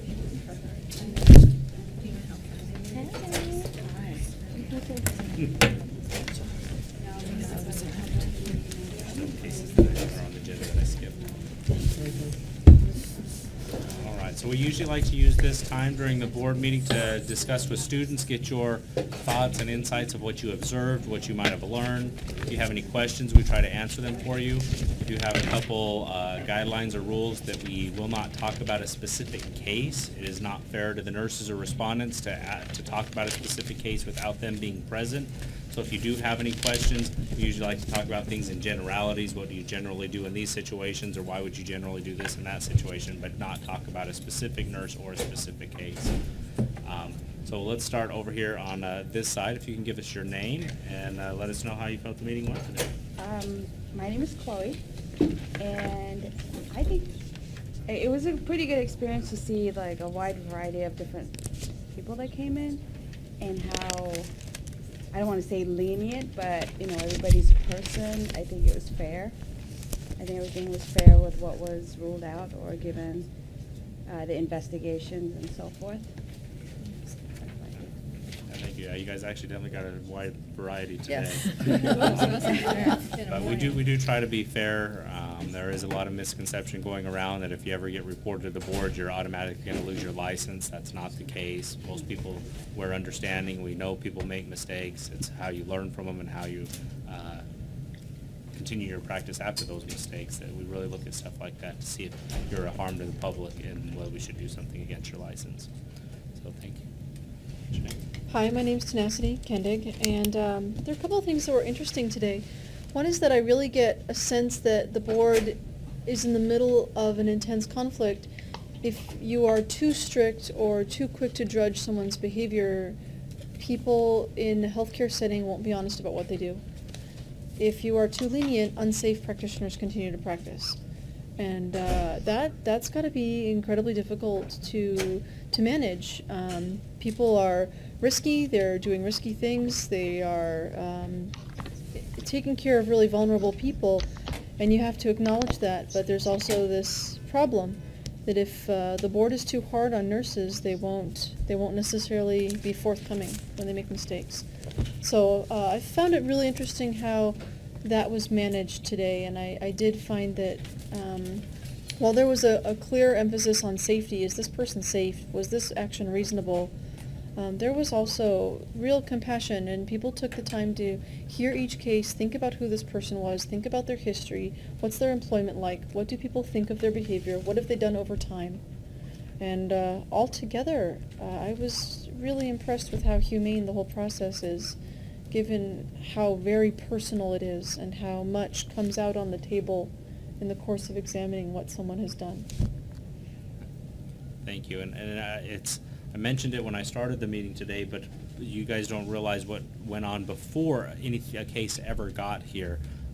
We have investigators that do a very good job of investigating these cases. They put a lot of time and energy into them, trying to get as much information and evidence just to find the facts. They don't really care which way the case goes, one way or the other. They're just trying to get the facts to see what exactly happened, and it's hard. It is hard to get those facts because a lot of times there is no smoking gun. A lot of times it is what one person says versus another, and we don't have millions of dollars to go and run DNA tests and all kinds of crazy stuff. Like you got to use what information you have and try to make a good judgment call, and it's very difficult and it is challenging. But usually I think if we all try to side and make sure the public's safe. That's our number one goal. We are not here to advocate for the nurses. We are sympathetic with them, but our goal is to make sure the public's safe, and sometimes you have to make tough decisions. Tenacity, that's your name, right? Yes, thank you. So all of us have other jobs. This is we volunteer our time. We're appointed by the governor, and we prepare for these meetings. It's 2 days long every other month, by reading what the wonderful investigators prepare for us. And it's a little, this month it was a little over 5,000 pages that we read in advance to try to prepare for the meetings. And we don't discuss in advance because it's against open meeting law. So all of our discussion we do here in front of the person if they're here. And so our varied backgrounds help us to come to hopefully the right decision, just like you noticed. And because we think differently, it helps us. And sometimes, and you saw that today a little bit, where we might have our decision made, and then after discussion we're like, well, you know, maybe, and it happened with me today. I'm like, you know, I thought, and then after Ms. Harrell's like, no, and I'm like, you know, Ms. Harrell's got a really good point, and I have to think about this a little differently. And after listening, I'm like, you know, yeah. And so we sometimes will change our minds a little bit, or after we listen, we might be like, no, we were a little hard, or maybe we were a little too lenient. And we'll make the best decision together. And that's the beautiful thing about bringing people with different backgrounds together, because together then we can make the right and most fair decision to keep the public safe, which is what our charge is. Thank you. I just will tag on to that to say, yes, you don't have to feel each of us are not 100% responsible for what the group does. So you bring your best thinking, your best, what you think, your perspective, and I want to believe the group always gets it right. We at least try. So. I'm Allie. I think what I observed was also the conflict. It was really interesting to watch as you guys did pull from your notes and say, oh, well, I thought, you know, when you said don't disappoint me, you had read it, you had thought about it and formulated that before. And I thought that was really interesting, because what we all saw today was that every case is an individual and not a set of facts or a piece of paper. It's an individual, and none of us are perfect. And I think as nursing students, we're terrified now of our imperfections, but I think we're encouraged as well as that you guys are not, you know, you're not scary. It's really interesting to see the judicial system at work in the nursing field, and encouraging, so thank you. I think we believe that it's not just one and done, unless you know that it's really grievous, but we really try to weigh it out. You know, the nursing profession is unique. When you're a nurse, you're a nurse. That's something you wear on your sleeve everywhere you go. I mean, it's something that I do. I know most everyone here on this stand does, and most everyone in the profession. It's something that we take with pride. It's who you are. It's who you identify as. To get that taken away from you is a major, major thing. We don't do it lightly. We will always do it if we are concerned that the public's at risk, and we will take that license away. But you're taking away somebody's identity. You're taking away somebody's livelihood, something that they've, you know, aspired to become. It's a big deal to take somebody's license away, and we do not take that lightly at all, and only do it when the public safety's at risk. It's one of the things we like to always remind, because you're all students, is that remember that your license is a licensee or certificate holder. That is 24/7, 365. So we always see it almost every graduation or with classes where you pass you graduate, you pass NCLEX, you go out partying, and all of a sudden it's Saturday night, you get pulled over for a DUI, okay? And you say, well, it didn't happen at work. Well, again, you put the safety and welfare of the public at risk by drinking and getting behind the wheel of a car. Okay? So often people say, well, it didn't happen at work. Well, you put the safety of the public at risk. So your license is 24/7, 365. And if something happens in Arizona and you think you're going to move to Connecticut because you can escape it, it doesn't happen. Everything gets reported to a national data bank. Okay, so it's going to follow you for the rest of your career. So always remember, it's a lot less expensive. You put a lot of time and money and energy into going to school. It's much easier to get Uber, a cab, have a DD, whatever, than get behind the wheel of a car. Okay? That's one of the biggest things we see all the time. We don't want to see any new grads not, showing up here and trying to get a license and we can't license you. What's your name? Hi, my name's Christina Robbins. I want to say thank you. I didn't know that this was volunteer time on your behalf. That really show forth that you guys are nurses, that your time, you know, it isn't free. They tell us all the time that time is the precious commodity, and for you guys to volunteer that and be out here just shows the spirit of nurses. So I appreciate that. I did learn a lot today. The variety of cases was overwhelming. I soaked up a lot of information. As little mistakes as falsifying documentation, whether it be just a number off on a blood pressures, you know, that's kind of eye-opening to me as a student about how important the public is. And I do think that's really important. It's eye-opening because working for a license is really tough. It's taken me many years to get into nursing school, so I appreciate that. And it really shows what we work hard for and what we need to keep, especially being Native American. Only 1% of our population are college graduates, so that is something I keep on the back of my brain, you know, as I can't wait to become a nurse, but you do wear that badge wherever you go. So, again, thank you, and then I did learn a lot. So I'm actually, the one question I do have is the types of discipline actions, because I heard the letter of concern thrown around a lot, and then I heard decree. So that's probably my only thing. There's a lot I wrote down that I'm actually going to go research because I want to know what takes place, you know, not just what we heard today, but this is something that's going to affect all of us for the rest of our lives because we're nurses. So you guys are our bosses. Bosses is how I see it. You know, this is something that's going to affect us. So that's just information I'm going to learn and continue to learn after I leave here today. Certainly. There is a handout that they're out in the hallway that explains what the different disciplines are. There's quite a few of them.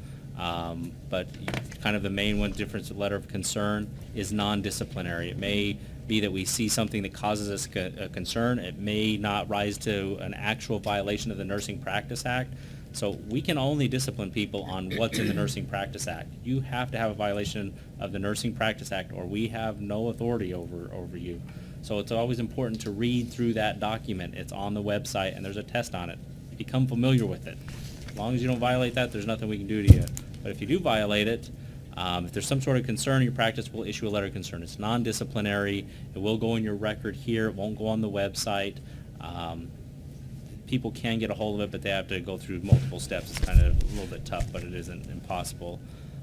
The first step in a discipline is either decree of censure, civil penalty, something like that. That's usually, we've found that there is a violation of the Nursing Practice Act, and so some sort of discipline, that's what we do. A decree of censure is basically saying, here's the facts, here's what they did wrong, and that does follow your license around. It will be reported on our website for up to 10 years, but it does go in the National Practitioner Data Bank where it never goes away. So if somebody knows how to look through that data bank, they could find that 30 years from now. And that's generally for something that we think won't happen again. Correct. So you violated the Nursing Practice monitor. Act, but we're not concerned that it's going to happen again, or we're not concerned that the patient's at risk. If somebody's at risk, then we start looking at things like probation, like something's wrong with their nursing practice and we need to not only monitor but we need to get them help. So usually the part of the probation is take some sort of a class, some sort of remediation, some sort of something to help you get to where you're whatever problem was with your practice has been fixed, and then we monitor it for a period of time to make sure that you have implemented that into your practice. So it's not just going around slapping people on the wrist. It's, we see there's a problem, let us help you fix that problem. We'll put you on probation. We're going to have you take some classes for whatever your problem is, and then we're going to monitor and make sure that you're practicing appropriately. Once you show us that you're doing what you're supposed to do, probation goes away and you continue on with your profession. Hopefully you have a long profession without more problems. When you were trying to facilitate the attorney-related cases, you skipped over a timed case. I just want you to be aware of that before you actually break for lunch. There was, yeah, I had several timed cases I haven't got to. But you skipped it to facilitate the attorney cases. It's a nurse practitioner who's been waiting and has patients this afternoon. Okay, we can get to it. All right. So thank you guys all for being here, and good luck on your careers. Thank you for your time. Yeah.